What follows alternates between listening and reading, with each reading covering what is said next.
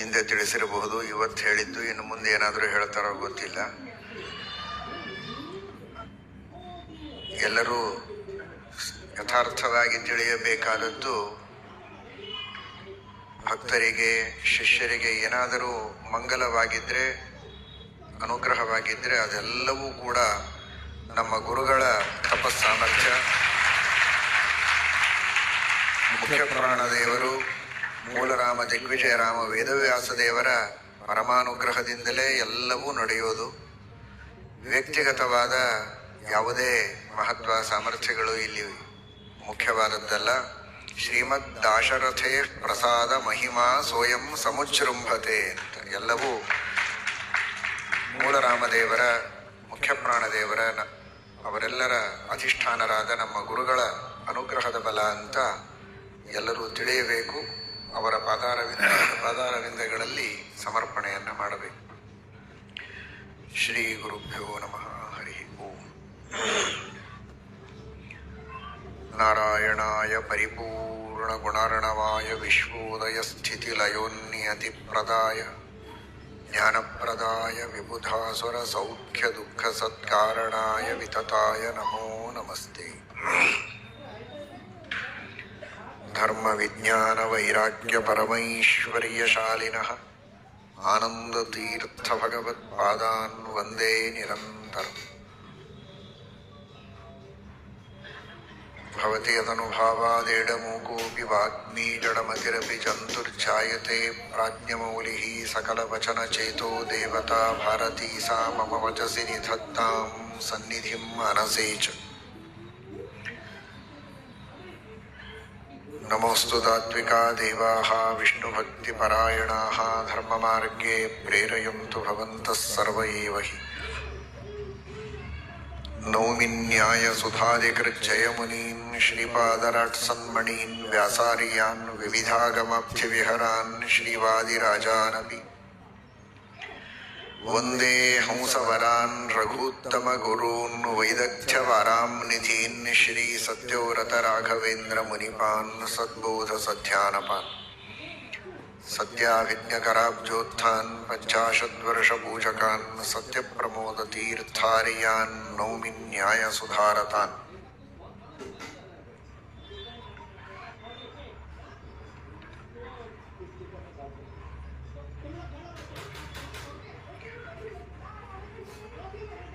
ಪರಮಾತ್ಮ ತನ್ನ ಅವತಾರಕ್ಕಾಗಿ ಆರಿಸಿಕೊಂಡ ದಂಪತಿಗಳು ಪರಾಶರ ಹಾಗೂ ಸತ್ಯವತಿ. ಪರಾಶರರು ಯಾರು ಅಂತ ಕೇಳಿದಿರಿ. ಅವರನ್ನು ಪರಾಶರ ಅಂತ ಕರೆದದ್ಯಾಕೆ ಅಂತೂ ಅರ್ಥ ಮಾಡಿಕೊಂಡಿದ್ದೀರಿ. ಕಾಮಕ್ರೋಧಗಳನ್ನು ಗೆದ್ದವರು, ಕಾಮನ ಬಾಣವನ್ನ ಮೀರಿದವರು, ಯಾರ ಮೇಲೂ ಕ್ರೋಧದ ಬಾಣವನ್ನ ಬಿಡದವರು, ಅಂತಹ ಸಂಯಮದ ಜೀವನವನ್ನು ನಡೆಸುವ, ಭಗವನ್ಮಯವಾದಂತಹ ಜೀವನವನ್ನು ನಡೆಸುವ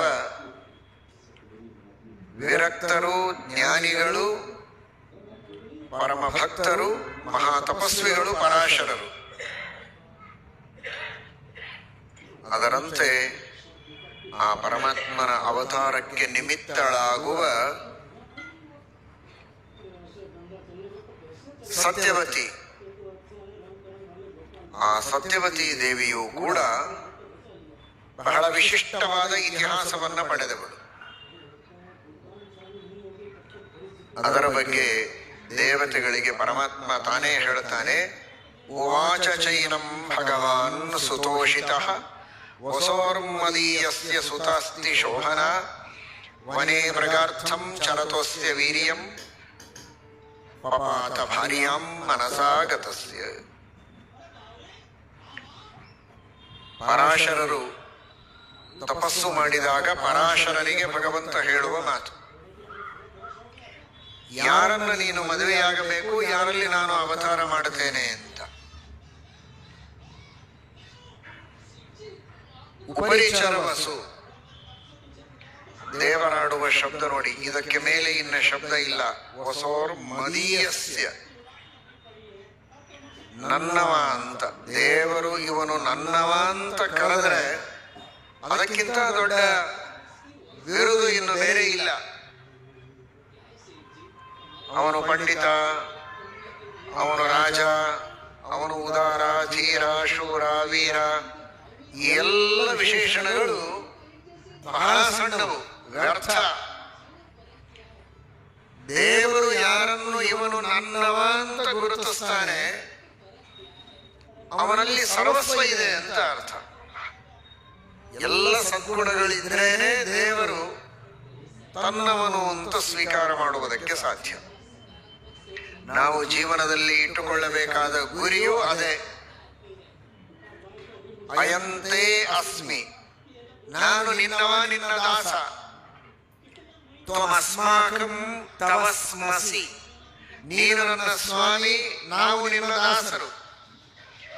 ಈ ಒಂದು ಸಂಬಂಧ ಏನಿದೆ ಇದು ಅನಾದಿ ಕಾಲದಿಂದ ಇದ್ದದ್ದು. ಆದರೆ ಅದನ್ನು ನಾವು ತಿಳಿಯಬೇಕು. ದೇವರು ಅದನ್ನ ಎಲ್ಲ ಅರ್ಥದಲ್ಲಿ ಒಪ್ಪಬೇಕು. ದೇವರು ಯಾವಾಗಲೂ ನಮಗೆ ಉಪಕಾರ ಮಾಡುತ್ತಾನೆ ಎನ್ನುವ ಅರ್ಥದಲ್ಲಿ ನಾವು ದೇವರಿಂದ ಉಪಕೃತರು, ಅದು ಯಾವಾಗಲೂ ಇದೆ. ಆದರೆ ಇವನು ಸಜ್ಜನ, ಗುಣವಂತ ಅನ್ನುವ ದೃಷ್ಟಿಯಲ್ಲಿ ಇವನು ನನಗೆ ಪ್ರಿಯನಾದವನು ಅಂತ ಪರಮಾತ್ಮ ಗುರುತಿಸಿದರೆ ನಮ್ಮ ಉದ್ಧಾರವಾಗುತ್ತೇನೆ. ಆ ದೃಷ್ಟಿಯಲ್ಲಿ ತನ್ನ ಅವತಾರಕ್ಕಾಗಿ ಯಾವ ಹೆಣ್ಣನ್ನು, ಸ್ತ್ರೀಯನ್ನು, ತಾಯಿಯನ್ನು ಪರಮಾತ್ಮ ಆರಿಸ್ತಾ ಇದ್ದಾನೆ, ಅಂತಹ ಆ ತಾಯಿಯ ತಂದೆ ಮಾತಾಮಹ ಯಾರು ಅನ್ನುವುದನ್ನು ಪರಮಾತ್ಮ ಹೇಳ್ತಾ ಇದ್ದಾನೆ. ವಸೋರ್ ಮದೀಯಸ್ಯ ಸುತಾಸ್ತಿ ಶೋಭನ, ನನಗೆ ಅತ್ಯಂತ ಪ್ರಿಯನಾದ ಭಕ್ತನಾದ ವಸು, ಆ ಉಪರಿಚರ ವಸು ಅಂತ ಅವನ ಹೆಸರಿಗೆ ತಕ್ಕ ಹಾಗೆ ಇದ್ದವನು. ಉಪರಿಚರ, ಉನ್ನತವಾದ ಸ್ಥಾನದಲ್ಲಿದ್ದವ, ಉನ್ನತ ಮಟ್ಟದಲ್ಲಿ ಜೀವನವನ್ನು ನಡೆಸುವವ, ಹೀನವಾದ ವೃತ್ತಿಯಲ್ಲಿದ್ದವನಲ್ಲ. ಉಪರಿಚರ ವಸು, ಅಂತಹ ವಿಷ್ಣು ಭಕ್ತನಾದ ವಸು. ಆ ವಸು ತನ್ನ ಹೆಂಡತಿಯನ್ನ ಸ್ಮರಿಸಿದಾಗ ಅವನಿಗೆ ಸ್ಖಲನವಾಗಿದೆ. ತನ್ನ ವೀರ್ಯವನ್ನ ಒಂದು ಪಕ್ಷಿಯ ಕೈಯಲ್ಲಿ ಕೊಟ್ಟಿದ್ದಾನೆ, ಶೇನ ಪಕ್ಷಿಯಲ್ಲಿ. ಆ ಶೇನ ಪಕ್ಷಿ ಇನ್ನೊಂದು ಗಿಡುಗು, ಇನ್ನೊಂದು ಶೇನ ಪಕ್ಷಿಯ ಜೊತೆಗೆ ಯುದ್ಧ ಆಡುವಾಗ ಅದು ನೀರಿನಲ್ಲಿ ಬಿದ್ದಿದೆ. ನೀರಿನಲ್ಲಿರುವ ಒಂದು ಹೆಣ್ಣು ಮೀನು ಅದನ್ನು ನುಂಗಿದೆ.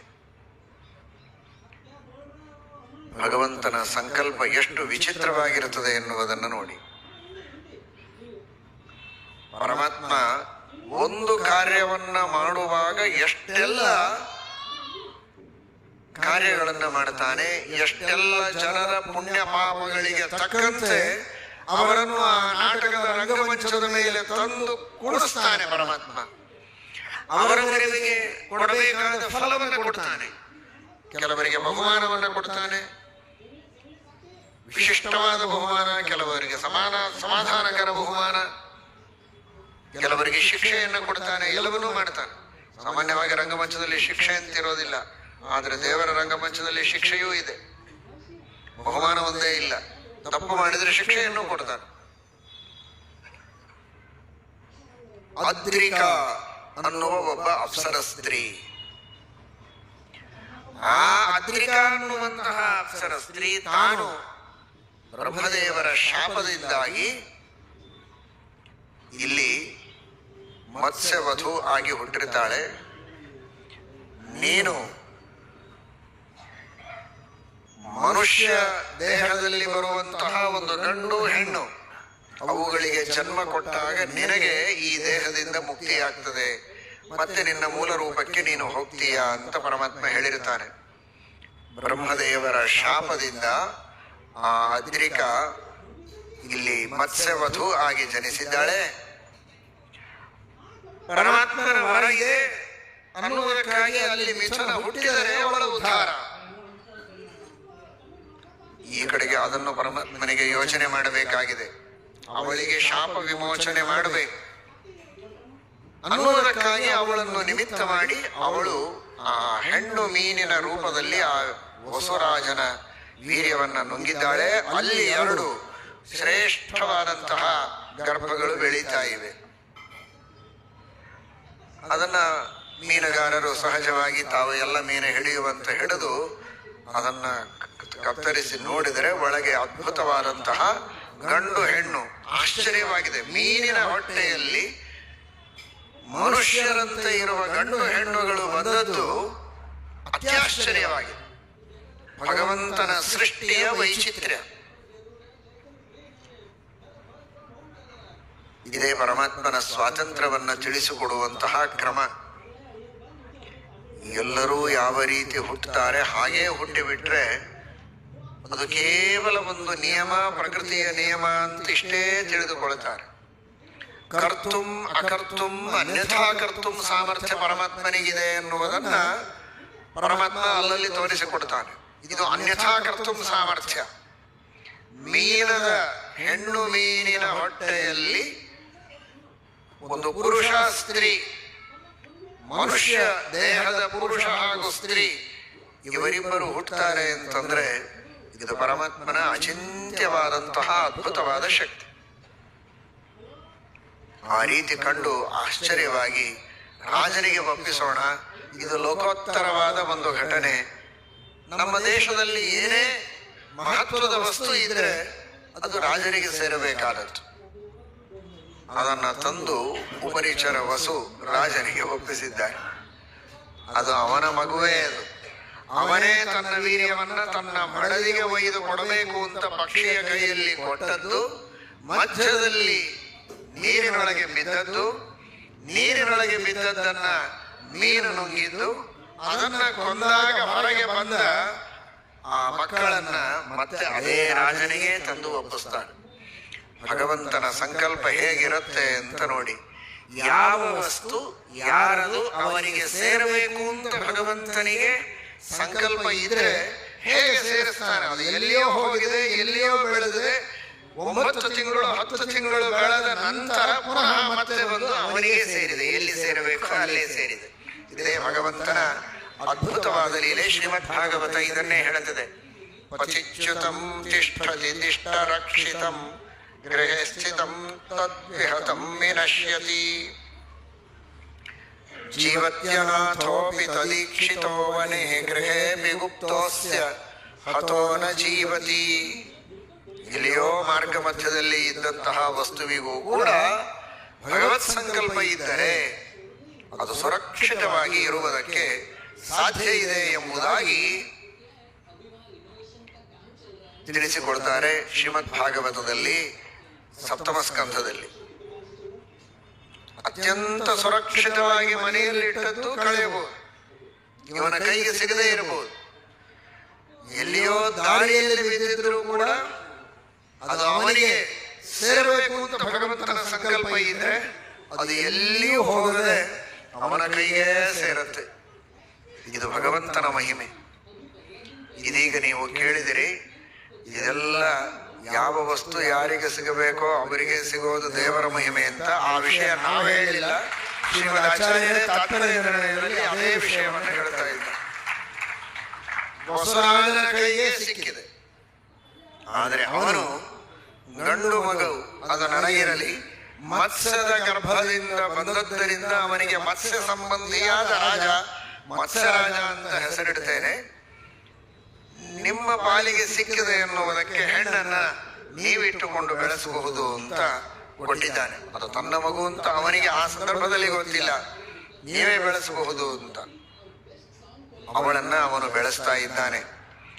ಉತ್ತಮವಾದಂತಹ ಗುಣಗಳು, ಸಹಜಾತವಾದ ಗುಣಗಳು, ಸೌಂದರ್ಯವೂ ಇದೆ, ಉತ್ತಮವಾದಂತಹ ಭಕ್ತಿ, ಶ್ರದ್ಧೆ, ದೇವರಲ್ಲಿ ಯಾವಾಗಲೂ ಮನಸ್ಸು, ಸತ್ವಗುಣದ ಕಾರ್ಯಗಳು ಏನೋ ಅವುಗಳೆಲ್ಲವೂ ಅವಳಲ್ಲಿ ಕಾಣ್ತಾ ಇದೆ. ಅಂತಹ ಉತ್ತಮವಾದ ಗುಣಗಳಿಂದ ಕೂಡಿದ, ಉತ್ತಮವಾದ ಸೌಂದರ್ಯದಿಂದಲೂ ಕೂಡಿದ, ವಿನಯಾದಿಗಳಿಂದ ಭೂಷಿತಳಾದ ಅವಳು ಅವನ ಮನೆಯಲ್ಲಿ, ದಾಶರಾಜನ ಮನೆಯಲ್ಲಿ ಬೆಳೀತಾ ಇದ್ದಾಳೆ. ಮತ್ಸ್ಯಗಂಧ ಅಂತೂ ಅವಳಿಗೆ ಹೆಸರು. ಸತ್ಯವತಿ ಎಂಬುದಾಗಿಯೂ ಕೂಡ ಅವಳನ್ನ ಕರೀತಾರೆ. ಅಂತಹ ಸತ್ಯವತಿ ಅಲ್ಲಿ ಬೆಳೀತಾ ಇದ್ದಾಳೆ. ಅಂತಹ ಸತ್ಯವತಿಯನ್ನ ಪರಮಾತ್ಮ ತನ್ನ ತಾಯಿಯನ್ನಾಗಿ ಆರಿಸಿಕೊಂಡಿದ್ದಾನೆ. ಅವಳಲ್ಲಿ ನಾನು ಅವತಾರ ಮಾಡುತ್ತೇನೆ. ಜನ್ಮವೇ ಇಲ್ಲದಿದ್ದರೂ ಇಡೀ ಜಗತ್ತಿಗೆ ಜನ್ಮವನ್ನ ಕೊಡುವ ಜನ್ಮಾದಿ ಕಾರಣನಾಗಿದ್ದರೂ ಕೂಡ ನಾಮ್ನಾತು ಸಾ ಸತ್ಯವತೀತಿ ತಸ್ಯಾಂ ತವಾತ್ಮಜೋಹಂ ಭವಿತಾಸ್ಮಿ ಅಜೋಪಿ. ಜನ್ಮವೇ ಇಲ್ಲದಿದ್ದರೂ ನಿನ್ನ ತಪಸ್ಸಿಗೆ ಮೆಚ್ಚಿ ನಾನು ಅವತಾರವನ್ನ ಮಾಡುತ್ತೇನೆ ಅಂತ ಪರಾಶರರಿಗೆ ಪರಮಾತ್ಮ ಆಜ್ಞೆಯನ್ನ ಮಾಡಿದ್ದಾರೆ. ಆ ಭಗವಂತನ ಆಜ್ಞೆಯನ್ನ ಮನಸ್ಸಿನಲ್ಲಿ ಇಟ್ಟುಕೊಂಡಿದ್ದಾರೆ. ನಿನ್ನೆ ದಿವಸ ಕೇಳಿದ್ದನ್ನ ಮನಸ್ಸಿನಲ್ಲಿ ಇಟ್ಟುಕೊಳ್ಳಿ. ಪರಾಶರರು ಕಾಮಬಾಣವನ್ನ ಗೆದ್ದವರು ಅಂತ. ಹಾಗಿದ್ದರೆ ಯಾಕೆ ಕಾಮಕ್ಕೆ ಪರವಶರಾಗಿ ಸತ್ಯವತಿಯನ್ನ ಸ್ವೀಕಾರ ಮಾಡಿದರು ಅಂತ. ಅದಕ್ಕಾಗಿಯೇ ಶ್ರೀಮದಾಚಾರ್ಯರು ಸೂಚನೆ ಮಾಡಿದರು, ಪರಮಾತ್ಮನ ಆಜ್ಞೆ ಆ ಸತ್ಯವತಿಯಲ್ಲಿಯೇ ನಾನು ಅವತಾರ ಮಾಡುತ್ತೇನೆ, ಅವಳ ಜೊತೆಗೆ ನೀನು ಸಂಘ ಮಾಡಿದಾಗ ನಾನು ಅಲ್ಲಿ ಪ್ರಾದುರ್ಭೂತನಾಗ್ತೇನೆ ಅಂತ ಭಗವಂತನೇ ಪ್ರತ್ಯಕ್ಷನಾಗಿ ವರ ಕೊಟ್ಟದ್ದು ಪರಾಶರ ಋಷಿಗಳಿಗೆ. ಅದು ಭಗವತ್ ಸಂಕಲ್ಪ ಅನ್ನುವುದು ಅವರಿಗೆ ಗೊತ್ತು. ಆ ಭಗವತ್ ಸಂಕಲ್ಪಕ್ಕೆ ಅನುಗುಣವಾಗಿ ಮಾಡುವುದೇ ಧರ್ಮ. ವೇದ ಪ್ರಣೀತೋ ಧರ್ಮ. ಯಾರು ವೇದ? ವೇದೋ ನಾರಾಯಣ ಸಾಕ್ಷಾತ್. ಅಂತಹ ವೇದ ಪ್ರತಿಪಾದ್ಯನೂ ಆದ ವೇದೋಪದೇಶಕನೂ ಆದಂತಹ ವೇದಾಂತರ್ಯಾಮಿಯೂ ಆಗಿರುವಂತಹ ಭಗವಂತ ಅವನೇ ವೇದ. ಅಂತಹ ಪರಮಾತ್ಮನ ಆದೇಶವೇ ಧರ್ಮ. ಪರಮಾತ್ಮನೇ ಸತ್ಯವತಿಯಲ್ಲಿ ನಾನು ಅವತಾರ ಮಾಡುತ್ತೇನೆ ಅಂತ ಹೇಳಿದ ಮೇಲೆ ನಾನು ಸತ್ಯವತಿಯಲ್ಲಿ ಮಕ್ಕಳನ್ನ ಪಡೆಯಬೇಕಾ, ಇನ್ಯಾರಲ್ಲಾದರೂ ಪಡೆಯಬೇಕಾ ಅನ್ನುವ ಚರ್ಚೆಗೆ ಅವಕಾಶವೇ ಇಲ್ಲ ಅನ್ನುವ ದೃಷ್ಟಿಯಲ್ಲಿ ಪರಾಶರರು ಅವಳಲ್ಲಿ ತಾವು ಮಕ್ಕಳನ್ನು ಪಡೆದಿದ್ದಾರೆ. ಉತ್ತಮವಾದಂತಹ ನದಿ ಯಮುನಾ ನದಿ. ಇತೀರಿತಶ್ಚಕ್ರಧರೇಣ ತಾಮೂರ್ಜಗಾಮ ಮಾರ್ತಂಡ ಸುತಾಂ ಸಮುದ್ರಗಾಂ ಉತ್ತಾರಯಂತೀಮಥ ತತ್ರ ವಿಷ್ಣು ಪ್ರಾದುರ್ಬಭೂವಾಶು ವಿಶುದ್ಧ ಚಿದ್ಘನಃ. ಯಮುನಾ ನದಿ.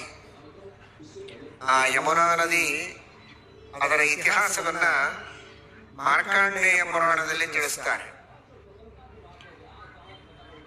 ಸೂರ್ಯನ ಮಗ ಯಮ, ಮಗಳು ಯಮುನಾ. ಸೂರ್ಯನ ಹೆಂಡತಿ ಸೌಂಜ್ಞ. ಭಾರಿ ಪ್ರಖರವಾದಂತಹ ಪ್ರಕಾಶ, ಸೂರ್ಯನ ಪ್ರಕಾಶ. ಅದು ಭಗವಂತನ ಪ್ರಕಾಶವೇ. ತಾಪಿನಿ ಶೋಷಣಿ ಚೈವ ಪಾಚಿನಿ ಶೋಷಣಿ ಚೈವ ತಾಪಿನಿ ಚ ಪ್ರಕಾಶಿನಿ ನೈವರಾಜನ್ ರವಿಶಕ್ತಿ ಶಕ್ತಿರ್ನಾರಾಯಣಸ್ಯ. ತಾಪಿನಿ ಪಾಚಿನಿ ಚೈವ ಶೋಷಿಣಿ ಚ ಪ್ರಕಾಶಿನಿ. ಬಿಸಿ ಕೊಡೋದು, ಪಕ್ವ ಮಾಡೋದು, ಒಣಗಿಸೋದು, ಬೆಳಕು ಕೊಡೋದು, ಇದೆಲ್ಲ ಸೂರ್ಯನ ಶಕ್ತಿ. ಬೇಕಾದಷ್ಟಿವೆ. ಈ ಎಲ್ಲಾ ಶಕ್ತಿಗಳು ಒಳಗಿರುವ ಧೇಯಸ್ಸದ ಸವಿತೃಮಂಡಲ ಮಧ್ಯವರ್ತಿ ನಾರಾಯಣ, ನಾರಾಯಣನ ಶಕ್ತಿ. ಅಂತಹ ಪ್ರಖರವಾದ ಪ್ರಕಾಶದ ಜೊತೆಗೆ ತಾಪ. ಆ ತಾಪವನ್ನು ತಡೆದುಕೊಳ್ಳಲಾಗದೆ ಕಣ್ಣು ಮುಚ್ಚಿದ್ದಾಳೆ ಹೆಂಡತಿಯಾದ ಸೌಂದ್ಯ. ಆಗ ಸೂರ್ಯ ಹೇಳ್ತಾನೆ, ನಾನು ನಿನ್ನ ಜೊತೆಗೆ ಸಂಘ ಮಾಡುವಾಗ ನಿನ್ನ ಕಣ್ಣಿನ ಸಂಯಮವನ್ನು ಮಾಡಿದ್ದಿ, ಕಣ್ಣು ಮುಚ್ಚಿಕೊಂಡಿದ್ದಿ. ಮೈ ದೃಷ್ಟೇ ಸದಾ ಯಸ್ಮಾತ್ ಕುರುಷೇ ನೇತ್ರ ಸಂಯಮ. ನನ್ನ ನೋಡಿದ್ರೆ ಕಣ್ಣು ಮುಚ್ಚಿಬಿಡ್ತೀಯ, ನೋಡಿದಾಗೆಲ್ಲ ನೇತ್ರದ ಸಂಯಮವನ್ನು ಮಾಡ್ತೀಯ. ಆದ್ದರಿಂದ ಎಲ್ಲರನ್ನ ಸಂಹಾರ ಮಾಡುವ ಯಮ ನಿನ್ನಲ್ಲಿ ಹುಟ್ಟುತ್ತಾನೆ ಅಂತ. ಯಾಕೆ ಸಂಯಮವನ್ನು ಮಾಡ್ತೀಯಲ್ಲ, ಕಣ್ಣಿನ ಸಂಯಮ ಮಾಡಿದ್ದಕ್ಕೆ ಯಮ ನಿನ್ನಲ್ಲಿ ಹುಟ್ಟುತ್ತಾನೆ ಅಂತ. ತಸ್ಮಾತ್ ಜನಿಷ್ಯಸೆ ಮೂಢೆ ಪ್ರಜಾ ಸಂಯಮನಂ ಯಮಂ. ಅದೆಲ್ಲ ಭಗವತ್ ಸಂಕಲ್ಪದಿಂದಲೇ ಆಗೋದು. ಯಮದೇವರ ಅವತಾರ ಆಗಬೇಕು, ಯಮದೇವರು ಲೋಕ ಸಂಹಾರ ಮಾಡಬೇಕು ಅನ್ನುವುದು ದೇವರ ಆಜ್ಞೆ, ದೇವರು ಕೊಟ್ಟ ಅಧಿಕಾರ. ಅದು ಯಥಾ ರುದ್ರೋ ಯಥಾ ಯಮಃ ಅಂತ ಗೀತಾ ತಾತ್ಪರ್ಯದಲ್ಲಿ ಆಚಾರ್ಯರು ಹೇಳ್ತಾರೆ. ಅದು ಅವರಿಗೆ ಪುಣ್ಯವನ್ನೇ ಕೊಡುತ್ತದೆ, ಪಾಪದ ಕೆಲಸ ಅಲ್ಲ ಅದು. ಯಸ್ಯ ನಾಹಂಕೃತೋ ಭಾವಃ ಬುದ್ಧಿರ್ಯಸ್ಯ ನ ಲಿಪ್ಯತೆ ಹತ್ವಾಪಿ ಸ ಇಮಾನ್ ಲೋಕಾನ್ ನಹಂತಿ ನ ನಿಬಧ್ಯತೆ. ಯಾರಿಗೆ ದೇವರು ಆದೇಶ ಮಾಡಿದ್ದಾನೆ, ಯಮದೇವರಿಗೆ, ರುದ್ರದೇವರಿಗೆ, ನೀವು ಜಗತ್ತಿನ ಸಂಹಾರ ಮಾಡಬೇಕು, ಅವರವರಿಗೆ ಯೋಗ್ಯವಾದ ಪದಾರ್ಥಗಳ ಜೀವನ ಸಂಹಾರವನ್ನ ಮಾಡಬೇಕು ಅಂತ, ಅದನ್ನು ಅವರು ಮಾಡಿದರೆ ಅವರಿಗೆ ದೇವರು ಒಪ್ಪಿಸಿದ ಕಾರ್ಯವನ್ನ ಚೆನ್ನಾಗಿ ಮಾಡಿದ್ದಾರೆ ಅಂತ ಪುಣ್ಯವೇ ಅವರಿಗೆ ಬರ್ತದೆ. ಹರಿಯಾಜ್ಞಾ ಕರ್ಣಾದೇವ ಪುಣ್ಯವೇ ವೀರವಾಪ್ಯತೆ. ಹಾಗಾಗಿ ಅದೇನೋ ಒಂದು ತಪ್ಪು ಕೆಲಸ ಮಾಡುವಂತೆ ಸೂರ್ಯ ಶಾಪ ಕೊಟ್ಟ ಅಂತ ಹಾಗೆ ತಿಳಿಯುವುದಲ್ಲ, ಅದು ಪುಣ್ಯದ ಕಾರ್ಯವೇ. ಅದಕ್ಕೊಂದು ಇದನ್ನ ನಿಮಿತ್ತ ಮಾಡಿದ ಅಷ್ಟೇ. ಸೂರ್ಯನಿಂದ ಈ ರೀತಿಯಾಗಿ ಭಗವಂತ ನುಡಿಸಿ ತನ್ನ ಆದೇಶವನ್ನ ಯಮ ಪರಿಪಾಲನೆ ಮಾಡುವುದರೊಳಗೆ, ಅವನು ಪುಣ್ಯ ಗಳಿಸುವುದರೊಳಗೆ ಸೂರ್ಯನು ಪುಣ್ಯ ಗಳಿಸಿದಾಗಾಯ್ತು ಅಂತ ತಿಳಿಯಬೇಕೇ ಹೊರತು ಇದೇನು ಶಾಪ ಅಲ್ಲ. ಆಮೇಲೆ ಅಯ್ಯೋ ನೋಡಿದಾಗೆಲ್ಲ ನಾನು ಕಣ್ಣು ಮುಚ್ಚುತ್ತೇನೆ ಅಂತ ನನ್ನ ಮೇಲೆ ಗಂಡನಿಗೆ ಕೋಪ ಬಂತೋ ಏನೋ ಅಂತ ಸ್ವಲ್ಪ ಆ ಕಣ್ಣಿಗೆ ರೂಢಿ ಮಾಡಿಸಿ ಸೂರ್ಯನನ್ನ ನೋಡುವುದಕ್ಕೆ ಪ್ರಯತ್ನ ಮಾಡ್ತಾ ಇದ್ದಾಳೆ. ಪೂರ್ಣವಾಗಿ ಸ್ಪಷ್ಟ ನಿಖರವಾಗಿ ನೋಡ್ಲಿಕ್ಕೆ ಆಗ್ತಾ ಇಲ್ಲ, ಕಣ್ಣು ಮುಚ್ಚತಾನೂ ಇಲ್ಲ, ಚಂಚಲವಾದ ಕಣ್ಣುಗಳಿಂದ ನೋಡಿದಂತೆ ಮುಚ್ಚಿದಂತೆ ನೋಡಿ ಮುಚ್ಚಿ ಮಾಡ್ತಾ ಇದ್ದಾಳೆ. ಈ ರೀತಿ ಕಣ್ಣಿನೊಳಗೆ ಚಾಂಚಲ್ಯ ಇದೆ ಎನ್ನುವುದಕ್ಕೋಸ್ಕರ ಚಂಚಲಳಾದ ಒಂದು ಹೆಣ್ಣು ನಿನಗೆ ಹುಟ್ಟುತ್ತಾಳೆ ಅಂತ ಹೇಳಿದಾಗ ಹುಟ್ಟಿದವಳೆ ಯಮುನಾ. ಅವನು ಯಮ, ಇವಳು ಯಮುನಾ. ಯಸ್ಮಾತ್ ವಿಲೋಲಿತಾ ದೃಷ್ಟಿರ್ಮಯಿ ದೃಷ್ಟೇ ತ್ವಯಾಸುರ ತಸ್ಮಾತ್ ವಿಲೋಲಾಂ ತನಯಾಂ ನದೀಂ ತ್ವಂ ಪ್ರಸವಿಷ್ಯತಿ. ಯಾವಾಗಲೂ ಹರಿಯುವ ನದಿ, ಚಂಚಲ, ಒಂದು ಕಡೆಗೆ ನಿಲ್ಲುವುದಲ್ಲ. ಅಂತಹ ನದಿಗೆ ಅಭಿಮಾನಿನಿಯಾದ ಒಬ್ಬ ಯಮುನಾ ಅನ್ನುವ ಸ್ತ್ರೀ ನಿನ್ನಲ್ಲಿ ಹುಟ್ಟುತ್ತಾಳೆ ಅಂತ ಸೂರ್ಯ ಹೇಳ್ತಾನೆ. ಅವನ ಮಾತಿಗೆ ತಕ್ಕಂತೆ ಯಮುನೆ ಅವತಾರ ಮಾಡುತ್ತಾಳೆ ಎಂಬುದಾಗಿ ಮಾರ್ಕಂಡೇಯ ಪುರಾಣವನ್ನ ನಾವು ಕೇಳುತ್ತೇವೆ. ಶ್ರೀಮದಾಚಾರ್ಯರ ಒಂದೊಂದು ಶಬ್ದಗಳು ಎಷ್ಟು ವಿಷಯಗಳನ್ನು ನಮಗೆ ತಿಳಿಸಿಕೊಡ್ತವೆ. ಇತೀರಿತಶ್ಚಕ್ರಧರೇಣ ತಾಮುನಿರ್ಜಗಾಮ ಮಾರ್ತಂಡ ಸುತಾಂ ಸಮುದ್ರಗಾಂ. ಸಾಮಾನ್ಯವಾಗಿ ಯಮುನಾ ಸಂಗಮ ಗಂಗಾ ನದಿಯಲ್ಲಿ ಆಗ್ತದೆ, ಗಂಗೆ ಸಮುದ್ರಕ್ಕೆ ಸೇರ್ತಾಳೆ ಅಂತ. ಹಾಗಲ್ಲ, ಆ ಯಮುನೆ ಗಂಗೆಯ ಜೊತೆಗೆ ಸಂಗಮವನ್ನು ಹೊಂದಿದರೂ ಮುಂದೆ ಹೋದ ಮೇಲೆ ಮತ್ತೆ ಪ್ರತ್ಯೇಕವಾಗಿ ತಾನು ಪ್ರತ್ಯೇಕವಾಗಿಯೂ ಸಾಗರಕ್ಕೆ ಸೇರ್ತಾಳೆ ಅಂತ. ಪೃಥಕ್ ಸಾಗರಗಾಮಿನಿ. ಆ ಯಮುನಾದೇವಿಯ ಅರ್ಘ್ಯ ಮಂತ್ರದಲ್ಲಿ ಕಲಿಂದ ಶೈಲ ತನಯೇ ಪೃಥಕ್ ಸಾಗರಗಾಮಿನಿ ಗ್ರಹಣಾರ್ಘ್ಯಂ ಮಯಾ ದತ್ತಂ ಯಮುನೆ ಫಲದಾಭವ ಅಂತ. ಪೃಥಕ್ ಸಾಗರಗಾಮಿನಿ. ಗಂಗಾ ಸಂಗಮ ಪ್ರಯಾಗದಲ್ಲಿ ಗಂಗಾ ಯಮುನಾ ಸರಸ್ವತಿ ಸಂಗಮವಾಗ್ತದೆ. ತೀರ್ಥರಾಜ ಪ್ರಯಾಗ ಪ್ರಯಾಗ ಪ್ರಯಾಗ ಅಂತ ಸ್ಮರಣೆ ಮಾಡಿದರೆ ಮಹಾಪುಣ್ಯ, ಎಲ್ಲ ಸರಿ. ಆ ಸಂಗಮ ಸತ್ಯ. ಆದರೆ ಮತ್ತೆ ಯಮುನೆ ತನ್ನದೇ ಆದಂತಹ ಪ್ರವಾಹವನ್ನು ತಾನು ಮುಂದುವರೆಸಿ ವಿಭಾಗ ಹೊಂದಿ ಸಾಗರಕ್ಕೆ ತಾನು ಪ್ರತ್ಯೇಕವಾಗಿ ಸೇರ್ತಾಳೆ ಅಂತನ್ನುವ ಪೌರಾಣಿಕವಾದಂತಹ ಒಂದು ವಿಚಾರವನ್ನ, ಸತ್ಯವಾದ ಸಂಗತಿಯನ್ನ ಶ್ರೀಮದಾಚಾರ್ಯರು ಪುಟ್ಟದ ಒಂದೇ ಶಬ್ದದಲ್ಲಿ ತಿಳಿಸ್ತಾರೆ. ಮಾರ್ತಂಡ ಸುತಾಂ ಸಮುದ್ರಗಾಂ. ಸಮುದ್ರಗಾಮನಿಯಾಗಿರುವಂತಹ ಆ ಒಂದು ನದಿಯಲ್ಲಿ ಇವಳು ತನ್ನ ತಂದೆ ದಾಶರಾಜ ದೋಣಿಯಲ್ಲಿ ಕೂಡಿಸಿ ಎಲ್ಲರನ್ನ ದಾಟಿಸ್ತಾ ಇದ್ದ, ಆ ಕೆಲಸವನ್ನ ಮಾಡ್ತಾ ಇದ್ದಾಳೆ. ಅಲ್ಲಿ ಮುಂದೆ ವೇದವ್ಯಾಸ ದೇವರ ಅವತಾರ. ಇದನ್ನ ಸ್ವಲ್ಪ ವಿಮರ್ಶೆ ಮಾಡಿದರೆ ಶ್ರೀಮದ್ ಆನಂದ ತೀರ್ಥ ಭಗವತ್ಪಾದಾಚಾರ್ಯರ ಸಿದ್ಧಾಂತ ಸಾಮಾನ್ಯವಾಗಿ ಎಲ್ಲರೂ ತಿಳಿಯೋದು, ನದಿ ಎಲ್ಲ ಒಂದ್ ಕಡೆಗೆ ಸೇರಿಬಿಟ್ರೆ ಒಂದಾಗಿ ಹೋಗ್ತದೆ ಅಂತ. ಒಂದು ಕಡೆಗೆ ಗಂಗಾ, ಯಮುನಾ, ಸರಸ್ವತಿ, ಮೂರು ನದಿಗಳು. ನೋಡಿ, ಪ್ರಯಾಗದಲ್ಲಿ ಬಂದ ಮೇಲೆ 3 ನದಿ ಉಳಿತದ? ಉಳಿಯೋದಿಲ್ಲ. 3 ನದಿ ಸೇರಿ ಒಂದಾಗಿ ಹೋಗುತ್ತೆ. ಹಾಗೆ ನಾವೆಲ್ಲ ಈಗ ಬೇರೆ, ಜೀವರು ಬೇರೆ, ಪರಮಾತ್ಮ ಬೇರೆ, ಎಲ್ಲವೂ ಬೇರೆ. ದೇವತೆಗಳು ಬೇರೆ, ಮನುಷ್ಯರು ಬೇರೆ, ಋಷಿಗಳು ಬೇರೆ. ಇದೆಲ್ಲ ಈಗ ಮೋಕ್ಷದಲ್ಲಿ ನಾವೆಲ್ಲ ಒಂದು ಕಡೆಗೆ ಸೇರಿದಾಗ ಎಲ್ಲರೂ ಒಂದಾಗಿ ಬಿಡುತ್ತೇವೆ ಅಂತ. ಶ್ರೀಮದಾಚಾರ್ಯರು ಸ್ಪಷ್ಟವಾಗಿ ಹೇಳ್ತಾರೆ, ಬರೇ ವ್ಯಯ ಸರ್ವ ಏಕೀಭವಂತಿ. ಶ್ರುತಿ ಹೇಳಿದ್ದು ನಿಜ, ಆದರೆ ಅದರ ಅರ್ಥ ಒಂದಾಗುವುದು ಅಂದ್ರೆ ಒನ್ನೆಸ್, ಅಭೇದ, ಐಕ್ಯ ಬಂತು, ಒಂದೇ ಆಯಿತು ಅಂತ ಅರ್ಥ ಅಲ್ಲ. ಒಂದೇ ಸ್ಥಾನದಲ್ಲಿ ಎಲ್ಲವೂ ಸೇರುತ್ತೆ ಅಂತ ಮಾತ್ರ ಅರ್ಥ. ಅದು ಹೇಗೆ ಅಂದ್ರೆ ಸಾಯಂ ಗಾವಃ ಗೋಷ್ಠೇ ಏಕೀಭವಂತಿ ಅಂತ. ದನ ಕರಗಳು ಮೇಯುವುದಕ್ಕೆ ಅಂತ ಹೋಗಿರ್ತವೆ ಅಡವಿಗೆ, ಎಲ್ಲೆಲ್ಲಿಯೋ ಹೋಗ್ತವೆ. ಏನು ಚಿಂತೆ ಪಡಬೇಡಿ, ಅವು ಎಲ್ಲಿ ಬೇಕಾದಲ್ಲಿ ಹೋಗಿ. ಅವುಗಳಿಗೆ ಯಾರು ಏನಂತಾರೆ ಅದಕ್ಕೆ ಅಡ್ರೆಸ್ ಹುಡ್ಕೊಂಡು ಬರ್ತಾರಲ್ಲ, ಏನು ಮ್ಯಾಪ್, ಗೂಗಲ್ ಮ್ಯಾಪ್ ಹಾಕಿ ಯಾರು ತೋರಿಸ್ಬೇಕಾಗಿಲ್ಲ, ಏನು ಮಾಡಬೇಕಾಗಿಲ್ಲ. ಅವುಗಳಿಗೆ ಇನ್ಬಿಲ್ಟ್ ಆದ ಗೂಗಲ್ ಮ್ಯಾಪ್ ಇದೆ ಬ್ರೈನ್ ಒಳಗೆ. ಯಾರಿಗೂ ನಾವು ಬೈಬಾರದು, ಯಾರಿಗೂ ನಾವು ಬೈಲಿಕ್ಕೆ ಹೋಗಬಾರದು. ಅಂದ್ರೆ ದನಕ್ಕಿದ್ದಷ್ಟು ಬುದ್ಧಿಯೂ ಇವರಿಗಿಲ್ಲ ಅಂತ ಆಗಬಾರದು ಯಾರಿಗೂ ಕೂಡ. ದನಕ್ಕೆ ಎಷ್ಟು ಬುದ್ಧಿ ಇದೆ ಅಂದ್ರೆ ತಮ್ಮ ಮನೆ ಯಾವುದು ಅಂತ ತನಗೆ ಗೊತ್ತಾಗ್ತದೆ. ನೀವು ಎಂಥ ಕಾಡಿನೊಳಗೆ ಬಿಟ್ಟರು ಮತ್ತೆ ಬಂದು ಕೂಡ್ತವೆ ತಮ್ಮ ಮನೆಗೆ ತಾವು. ಸಾಯಂಗಾವ ಗೋಷ್ಠೇ ಏಕೀಭವಂತಿ. ಬೆಳಿಗ್ಗೆ ಎಲ್ಲಿಯಾದರೂ ಚಲಾಪಿಲಿಯಾಗಿ ಹೋಗಲಿ, ಅವು ಮತ್ತೆಲ್ಲ ಒಂದಾಗ್ತವೆ ಅಂತ. ಒಂದಾಗ್ತವೆ ಅಂದ್ರೆ 100 ಆಕಳು ಒಂದಾದ್ರೆ ಆ ಆಕಳನ್ನು ಇಟ್ಟವನ ಗತಿ ಏನು? 16 ಲಕ್ಷ ರೂಪಾಯಿ ಖರ್ಚು ಮಾಡಿ ತಗೊಂಡದ್ದು. ಹಾಗಾದ್ರೆ ಒಂದಾಗ್ತವೆ ಅಂದ್ರೆ ಒಂದು ಕಡೆಗೆ ಸೇರ್ತವೆ ಅಂತ ಅರ್ಥ, ಒಂದೇ ಆಗ್ತವೆ ಅಂತ ಅರ್ಥ ಅಲ್ಲ. ಇದು ಅನುಭವ ಸಿದ್ಧವಾದ ಮಾತು. ಅದನ್ನು ಶ್ರೀಮದಾಚಾರ್ಯರು ಎಲ್ಲರಿಗೆ ಎತ್ತಿ ತೋರಿಸಿಕೊಟ್ಟಿದ್ದಾರೆ. ಹೀಗೆ ತಿಳಿಯಿರಿ, ಜೀವರು, ಎಲ್ಲ ಜೀವರು ಆ ಪರಮಾತ್ಮನ ಸನ್ನಿಧಾನಕ್ಕೆ ಹೋಗಿ ಆ ಪರಮಾತ್ಮನ ಅಭಿವ್ಯಕ್ತಿಯಿಂದ ಕೂಡಿದಂತಹ ಏನು ವ್ಯಕ್ತ ಸ್ಥಾನ ಇದೆ, ಆ ವೈಕುಂಠಾದಿ ಲೋಕಗಳಲ್ಲಿ ಒಂದು ಕಡೆಗೆ ಎಲ್ಲರೂ ಸೇರುತ್ತಾರೆ, ಎಲ್ಲಾ ಸಜ್ಜನರು.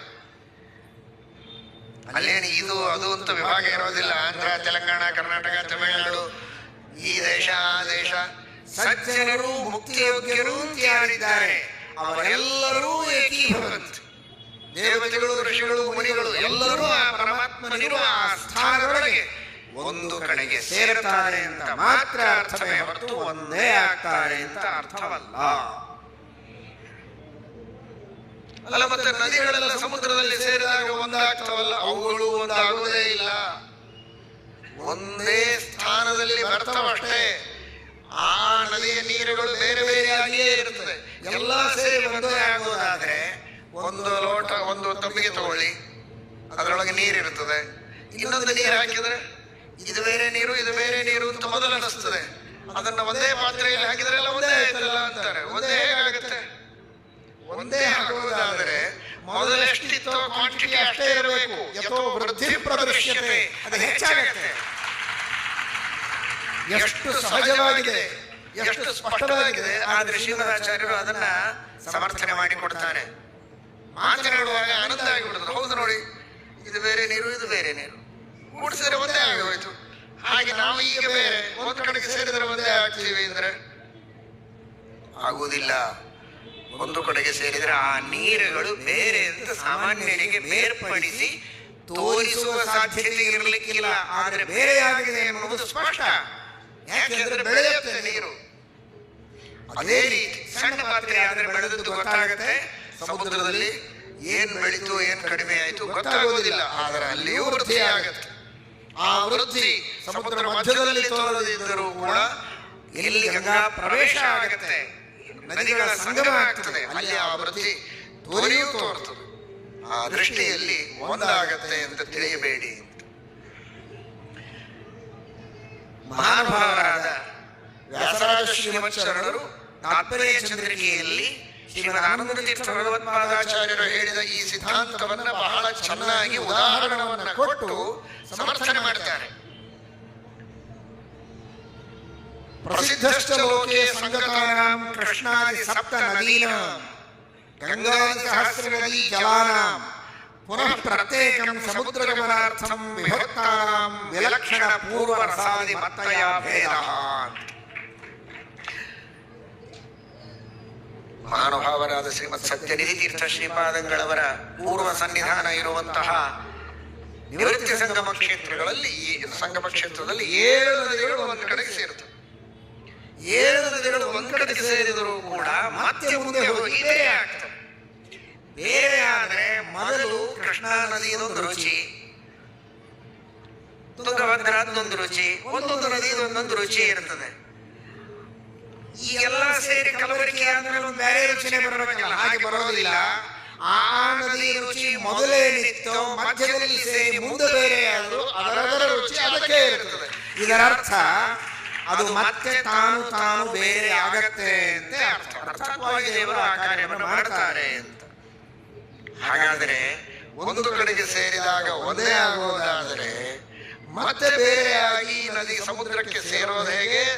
ಏನೋ ಆ ಕಲಸಿದ ನೀರು ಒಟ್ಟು ಬೇರೆ ಆಗಿದೆ ಅಲ್ಲ, ಅದೇ ಬೇರೆಯಾಗಿದೆ ಎನ್ನುವುದು ಆ ರಸಭೇದದಿಂದ ಗೊತ್ತಾಗತ್ತೆ ಅಂತ ವ್ಯಾಸರಾಜರಂತಾರೆ. ಹಾಗಾದರೆ ಇದರಿಂದ ಏನು ಸ್ಪಷ್ಟವಾಯಿತು? ಜೀವರಲ್ಲಿ, ಜೀವ ಬ್ರಹ್ಮರಲ್ಲಿ ಸ್ಪಷ್ಟವಾದ ಭೇದವೇ ಇದೆ. ಭೇದ ಅನ್ನುವ ಶಬ್ದಕ್ಕೆ ಏನು ಅಲ್ಲಿ ಹೋದ್ಮೇಲೂ ಭೇದನ? ಭೇದ ಅಂದ್ರೆ ಜಗಳ, ಹೊಡೆದಾಟ ಅಂತ ತಿಳ್ಕೊಂಡಿದ್ದಾರೆ. ಭೇದ ಅಂದ್ರೆ ಜಗಳ ಅಲ್ಲ, ಅದು ಕಲಹ ಅಲ್ಲ. ದೇವರು ಸರ್ವೋತ್ತಮನಾದವನು ಸರ್ವೋತ್ತಮನಾಗಿಯೇ ಇರ್ತಾನೆ. ನಾವು ಅವನ ಪರಮ ಭಕ್ತರಾದ ದಾಸರಾಗಿರ್ತೇವೆ, ಜಗಳ ಆಡುವವರಲ್ಲ. ಎಲ್ಲ ಜೀವರು ಅತ್ಯಂತ ಪ್ರೀತಿಯಿಂದ ಅನ್ಯೋನ್ಯವಾಗಿರ್ತಾರೆ, ಆದರೆ ಬೇರೆ ಬೇರೆ ಆಗಿರ್ತಾರೆ. ಪ್ರೀತಿಯಿಂದ ಇರಬೇಕಾದರೂ ಕೂಡ ಅನ್ಯೋನ್ಯವಾಗಿ ಎಲ್ಲರೂ ಭೇದ ಇರಲೇಬೇಕು. ಎಲ್ಲರೂ ಬೇರೆ, ಆದರೆ ಪ್ರೇಮದಿಂದ ಪ್ರೀತಿಯಿಂದ ಇರ್ತಾರೆ. ಜೀವರಲ್ಲಿ ಭೇದ ಇದೆ, ಜೀವ ಬ್ರಹ್ಮರಲ್ಲಿಯೂ ಭೇದ ಇದೆ ಅಂತನ್ನುವ ಸಿದ್ಧಾಂತವನ್ನು ನದಿಗಳು ಒತ್ತಟ್ಟಿಗೆ ಸೇರಿದರೂ ಕೂಡ ಮತ್ತೆ ಬೇರೆಯಾಗಿ ಹೋಗ್ತವೆ ಎನ್ನುವ ಉದಾಹರಣೆಯನ್ನ ಕೊಡುವ ಮೂಲಕ ಈ ಜೀವ ಬ್ರಹ್ಮ ಭೇದವನ್ನು, ಜೀವ ಭೇದವನ್ನು ಸಮರ್ಥನೆ ಮಾಡಿಕೊಟ್ಟಿದ್ದಾರೆ ಶ್ರೀಮದಾಚಾರ್ಯರು, ಟೀಕಾಕೃತ್ಪಾದರು, ವ್ಯಾಸರಾಜರು. ಇದನ್ನೆಲ್ಲ ಗಮನದಲ್ಲಿಟ್ಟುಕೊಂಡ್ರೆ ಈಗ ಅವತಾರ ಮಾಡಲು ಹೊರಟದ್ಯಾರು? ವೇದವ್ಯಾಸದೇವರು. ವೇದವ್ಯಾಸದೇವರಿಗೆ ಬ್ರಹ್ಮಸೂತ್ರಗಳನ್ನು ರಚನೆ ಮಾಡುವಾಗ ಅಥವಾ ಭಾಗವತಾದಿ ಗ್ರಂಥಗಳನ್ನು ರಚನೆ ಮಾಡುವಾಗ ಭೇದವನ್ನು ಪ್ರತಿಪಾದನೆ ಮಾಡುವುದರೊಳಗೆ ತಾತ್ಪರ್ಯವೋ ಅಭೇದವನ್ನು ಪ್ರತಿಪಾದನೆ ಮಾಡುವುದರೊಳಗೆ ತಾತ್ಪರ್ಯವೋ ಅನ್ನುವುದನ್ನು ತಿಳಿಸಬೇಕಾಗಿದೆ ಶ್ರೀಮದಾಚಾರ್ಯರಿಗೆ. ಅದಕ್ಕೆ ವೇದವ್ಯಾಸದೇವರು ಅವತಾರ ಮಾಡುವ ಸಂದರ್ಭದಲ್ಲಿ ಸತ್ಯವತಿ ದೇವಿಯಲ್ಲಿ ಪರಾಶರರು ವೇದವ್ಯಾಸದೇವರನ್ನು ಪಡೆದರು ಅಂತ ಹೇಳಿದರೆ ಕಥೆ ಮುಗಿತಾ ಇತ್ತು. ಬಹಳ ಅಂದ್ರೆ ಯಮುನಾ ನದಿಯ ಮಧ್ಯದಲ್ಲಿ ದ್ವೀಪದಲ್ಲಿ ಇದ್ರೆ ಸಾಕೇ ಆಗಿತ್ತು. ಆ ಯಮುನಾ ನದಿ ಇದು ಪೃಥಕ್ ಸಾಗರಗಾಮಿನಿ ಎನ್ನುವ ಅಂಶವನ್ನು ಶ್ರೀಮದಾಚಾರ್ಯರು ಹೇಳುವ ಅವಶ್ಯಕತೆಯೇ ಇರಲಿಲ್ಲ. ಶ್ರೀಮದಾನಂದ ತೀರ್ಥ ಭಗವತ್ಪಾದಾಚಾರ್ಯರಿಗೆ ಏನು ಹೇಳುವ ಉದ್ದೇಶ ಇದೆ ಅಂದ್ರೆ, ಯಾವ ರೀತಿ ಗಂಗೆಯ ಜೊತೆಗೆ ಸೇರಿದರೂ ಯಮುನೆ ತಾನು ಪ್ರತ್ಯೇಕವಾಗಿ ಸಮುದ್ರಕ್ಕೆ ಸೇರತ್ತೋ ಆ ರೀತಿ ಜೀವಬ್ರಹ್ಮರು ಜೀವರು ಅತ್ಯಂತ ಭಿನ್ನರಾಗಿದ್ದಾರೆ ಎಂಬ ಸಿದ್ಧಾಂತವನ್ನೇ ಪ್ರತಿಪಾದನೆ ಮಾಡುವುದಕ್ಕೆ ವೇದವ್ಯಾಸದೇವರು ಅವತಾರ ಮಾಡ್ತಾ ಇದ್ದಾರೆ ಹೊರತು ಅಭೇದವನ್ನು ಪ್ರತಿಪಾದನೆ ಮಾಡುವುದಕ್ಕೆ ಅವತಾರ ಮಾಡ್ತಾ ಇಲ್ಲ ಅಂತ ಸೂಚನೆ ಮಾಡಲಿಕ್ಕೆ ಪುಟ್ಟ ಶಬ್ದವನ್ನು ಇಡ್ತಾರೆ. ಸಮುದ್ರಗಾಂ ಅಷ್ಟು ಚೆನ್ನಾಗಿ ಪ್ರಯೋಗ ಮಾಡ್ತಾರೆ. ಇತೀರಿತಶ್ಚಕ್ರಧರೇಣ ತಾಂ ಮುನಿಃ ಜಗಾಮ ಮಾರ್ತಂಡ ಸುತಾಂ ಸಮುದ್ರಗಾಂ ಅಂತ ಹೇಳೋದರಿಂದ ಅಲ್ಲಿ ಅವತಾರ ಮಾಡುವಂತಹ ವೇದವ್ಯಾಸದೇವರು ಇದನ್ನೇ ಸಮರ್ಥನೆ ಮಾಡ್ತಾರೆ ಎನ್ನುವುದನ್ನ ಶ್ರೀಮದಾಚಾರ್ಯರು ಆ ಗಂಭೀರವಾದ ಭಾಷೆಯಲ್ಲಿ ನಮಗೆ ಸೂಚನೆ ಮಾಡುತ್ತಾರೆ. ಉತ್ತಾರಯಂತಿ ಮತ ತತ್ರ ವಿಷ್ಣು ಪ್ರಾದುರ್ಬಭೂವಾಶು ವಿಶುದ್ಧ ಚಿದ್ರಃ, ಅಲ್ಲಿ ಪರಮಾತ್ಮ ಪ್ರಾದುರ್ಭೂತನಾಗ್ತಾ ಇದ್ದಾನೆ ಅಂತ. ನಿಜವಾಗಿ ಆ ನೌಕೆ ತಿಳಿದುಕೊಳ್ಳಿ, ಅಷ್ಟು ಹಿಂದೆ ದ್ವಾಪರ ಯುಗದೊಳಗೆ, ದ್ವಾಪರ ಯುಗದ ಕೊನೆ ಭಾಗ ಇದು, ದ್ವಾಪರ ಯುಗದೊಳಗೆ ಆ ನೌಕೆ ಎಷ್ಟು ಅದ್ಭುತವಾಗಿ ನಿರ್ಮಿತವಾದದ್ದಿತ್ತು ಆಗಿನ ಕಾಲಕ್ಕೆ ಅಂತ. ಯಮುನಾ ನದಿಯಲ್ಲಿ 1,000 ಜನರನ್ನು ಕೂಡಿಸಿಕೊಂಡು ದಾಟಿಸುವ ನೌಕೆ. ಪರಾಶರರು ಬಂದರು, ನನಗೆ ನದಿ ದಾಟಬೇಕು, ದಾಟಿಸ್ರಿ ಅಂತ. ಮತ್ಸ್ಯರಾಜ ಅಂದ್ರೆ ದಾಶರಾಜನಿಗೆ ವಯಸ್ಸಾಗಿತ್ತು, ಅವನು ಮನೆಯಲ್ಲಿದ್ದ, ಬಂದಿರಲಿಲ್ಲ. ಅದಕ್ಕೆ ನೀನೇ ದಾಟಿಸು ಅಂತ ಹೇಳಿದ್ರು. ಯಾರು ಬಂದೇ ಇಲ್ಲ, ಹೇಗೆ ನಾನು ದಾಟಿಸ್ಲಿ ಅಂತ. 1000 ಜನ ಆದ್ರೂ ಬರ್ಬೇಕು ಅಂದ್ರೆ ಇದು ಸರಿಯಾಗಿ ಬ್ಯಾಲೆನ್ಸ್ ಆಗ್ತದೆ. ಅಷ್ಟು ದೊಡ್ಡದ್ರೊಳಗೆ ಒಬ್ಬರೇ ಕೂತ್ ಹೋದ್ರೆ ಹೇಗೆ ಅಂತ. ಅಹಂ ಪಂಚಶತಾಯತಃ ಕಮಂಡಲುಶ್ಚ ತಥಾ ಅಂತಾರೆ. 500 ಜನರ ತೂಕಕ್ಕೆ ನಾನು ಸರಿ, ನನ್ನ ಕಮಂಡಲು 500 ಜನರಿಗೆ ಸರಿ. 1000 ಜನ ಬಂದಾಗಾಯ್ತು, ದಾಟಿಸುವಂತ ಒಬ್ಬರೇ ಕೂತು ಅದನ್ನು ದಾಟಿಸಲಿಕ್ಕೆ ಹೇಳ್ತಾರೆ. ಅಷ್ಟು ಅದ್ಭುತವಾದ ಮಹಿಮೆ ಪರಾಶರರು. ನಾನಿದ್ದೇನಲ್ಲ, ನಾನೇ 500 ಜನರಿಗೆ ಸಮಾನ. ಆ ಕಮಂಡಲು ಅದು 500 ಜನರಿಗೆ ಸಮಾನ. 1000 ಜನ ಬಂದಾಗಾಯ್ತು, ನಿನಗೇನು ಕೊಡಬೇಕು ಕೊಡ್ತೇವೆ, ನೀನು ದಾಟಿಸು ಅಂತ ಆ ಸೂರ್ಯೋದಯ ಕಾಲದಲ್ಲಿಯೇ ಆ ರೀತಿ ಪರಾಶರರು ಆಜ್ಞೆಯನ್ನ ಮಾಡಿದ್ದಾರೆ. ಪರಾಶರರು ತಮ್ಮ ತಪಸ್ಸಾಮರ್ಥ್ಯದಿಂದ ಅಂತಹ ಪ್ರಸಂಗದಲ್ಲಿ ತಾವು ನೌಕೆಯಲ್ಲಿರುವಾಗಲೇ ಎಲ್ಲ ಕಡೆಗೆ ನೀಹಾರ ಮಂಜನ್ನ ಸೃಷ್ಟಿ ಮಾಡಿದ್ದಾರೆ, ಯಾರಿಗೂ ಕಾಣದಂತೆ. ಅಲ್ಲಿಯೇ ದ್ವೀಪದಲ್ಲಿ ಈ ವೇದವ್ಯಾಸ ದೇವರ ಪ್ರಾದುರ್ಭಾವ ಆಗಿದೆ. ಆ ಯಮುನಾ ದ್ವೀಪದಲ್ಲಿ ಪ್ರಾದುರ್ಭಾವ ಆದದ್ದರಿಂದಲೇ ಅವರಿಗೆ ದ್ವೈಪಾಯನ ಎಂಬಂತಹ ಹೆಸರು ಬರುತ್ತೆ. ನೋಡಿ ವಿಚಿತ್ರ, ಶ್ರೀಕೃಷ್ಣ ಪರಮಾತ್ಮ ಇಬ್ಬರೂ ಕೃಷ್ಣರೇ. ವಾಸಿಷ್ಠ ಕೃಷ್ಣ, ಯಾದವ ಕೃಷ್ಣ. ಆ ಕೃಷ್ಣಾವತಾರ ಆದದ್ದು ಯಮುನಾ ತೀರದಲ್ಲಿ, ವಸ್ತ್ರಗ್ರಹದಲ್ಲಿ. ವೇದವ್ಯಾಸದೇವರು ವಾಸಿಷ್ಠ ಕೃಷ್ಣರು, ಇವರ ಅವತಾರ ಆದದ್ದು ಯಮುನಾ ದ್ವೀಪದಲ್ಲಿ. ಅದೊಂದು ವಿಶಿಷ್ಟವಾದ ಯಮುನಾ ದೇವಿಯ ಒಂದು ದೊಡ್ಡ ಭಾಗ್ಯ. ಅದಕ್ಕಾಗಿ ಆ ಯಮುನಾ ಮಧ್ಯದಲ್ಲಿ ಅವರು ವಿಶೇಷವಾಗಿ ಅವತಾರವನ್ನ ಮಾಡಿದ್ದಾರೆ. ಪ್ರತ್ಯಕ್ಷದಿಂದ ಸಿದ್ಧವಾದಂತಹ ಏನು ಜಗತ್ತುಂಟೋ, ಈ ಜಗತ್ತು ಅತ್ಯಂತ ಸತ್ಯವಾಗಿದೆ.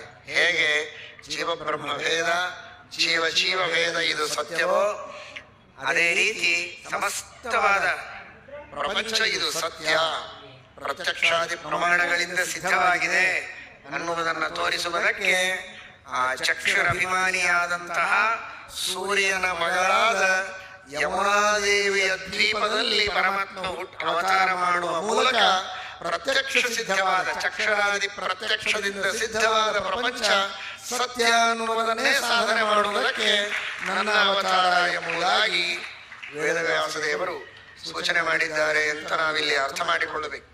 ಅಂತಹ ಅದ್ಭುತವಾದ ಅವತಾರ ಆಗಿದೆ ವೇದವ್ಯಾಸದೇವರು. ದ್ವೈಪಾಯನರಾಗಿ ನೀಲಮೇಘ ಶ್ಯಾಮರಾದದ್ದರಿಂದ ಕೃಷ್ಣ ಅಂತ ಹೆಸರು, ಉತ್ಕೃಷ್ಟರಾದದ್ದರಿಂದಲೂ ಕೃಷ್ಣ, ಆನಂದ ನಿಧಿಯಾದದ್ದರಿಂದಲೂ ಕೃಷ್ಣ ಅಂತ ಹೆಸರು. ಅಂತಹ ಕೃಷ್ಣದ್ವೈಪಾಯನರು ಪ್ರಾದುರ್ಭೂತರಾಗ್ತಾ ಇದ್ದಾರೆ. ವಿದೋಷ ವಿಜ್ಞಾನ ಸುಖೈಕ ರೂಪೋಪ್ಯಜೋಚನನ್ ಮೋಹಯಿತುಂ ವೃಷೈವ ಯೋಷಿತ್ಸು ಮೂಸೋಹ್ಯ ಜನೀವ ದೃಶ್ಯತೆ ನ ಜಾಯತೆ ಕ್ವಾಪಿ ಬಲಾದಿ ವಿಗ್ರಹ. ಜ್ಞಾನಾನಂದ ಸ್ವರೂಪನಾದ ಪರಮಾತ್ಮ, ಅನಾದಿನಿತ್ಯನಾದಂತಹ ಭಗವಂತನಿಗೆ ಸರ್ವಥಾ ಜನ್ಮ ಇಲ್ಲ ಅನ್ನುವುದನ್ನ ನಾವು ಚೆನ್ನಾಗಿ ತಿಳಿಯಬೇಕು. ಸಾಮಾನ್ಯವಾಗಿ ಈಗೆಲ್ಲ ಪರೀಕ್ಷೆಗಳೇ ನಡೀತಾ ಇವೆ. ದಾಸ ಸಾಹಿತ್ಯದ ಪರೀಕ್ಷೆ, ಬೇರೆ ಬೇರೆ ಪರೀಕ್ಷೆಗಳನ್ನೆಲ್ಲ ಬರೆದು ಉತ್ತೀರ್ಣರಾಗ್ತಾ ಇದ್ದೀರಲ್ಲ, ಪರೀಕ್ಷೆ ಮಾಡುವಾಗ ನಾನಾ ರೀತಿಯ ಪ್ರಶ್ನೆಗಳನ್ನು ಕೇಳುತ್ತಿರ್ತಾರೆ. ಹಾಗೆ ಪರಮಾತ್ಮ ಜಾಗತಿಕವಾದ ಪರೀಕ್ಷೆಯನ್ನು ಮಾಡ್ತಾನೆ ಸಜ್ಜನರಿಗೆ. ದೇವರಿಗೆ ಸರ್ವಥಾ ಜನ್ಮ ಇಲ್ಲ ಅನ್ನುವುದು ಶಾಸ್ತ್ರದಲ್ಲಿ ಸಿದ್ಧಾಂತ.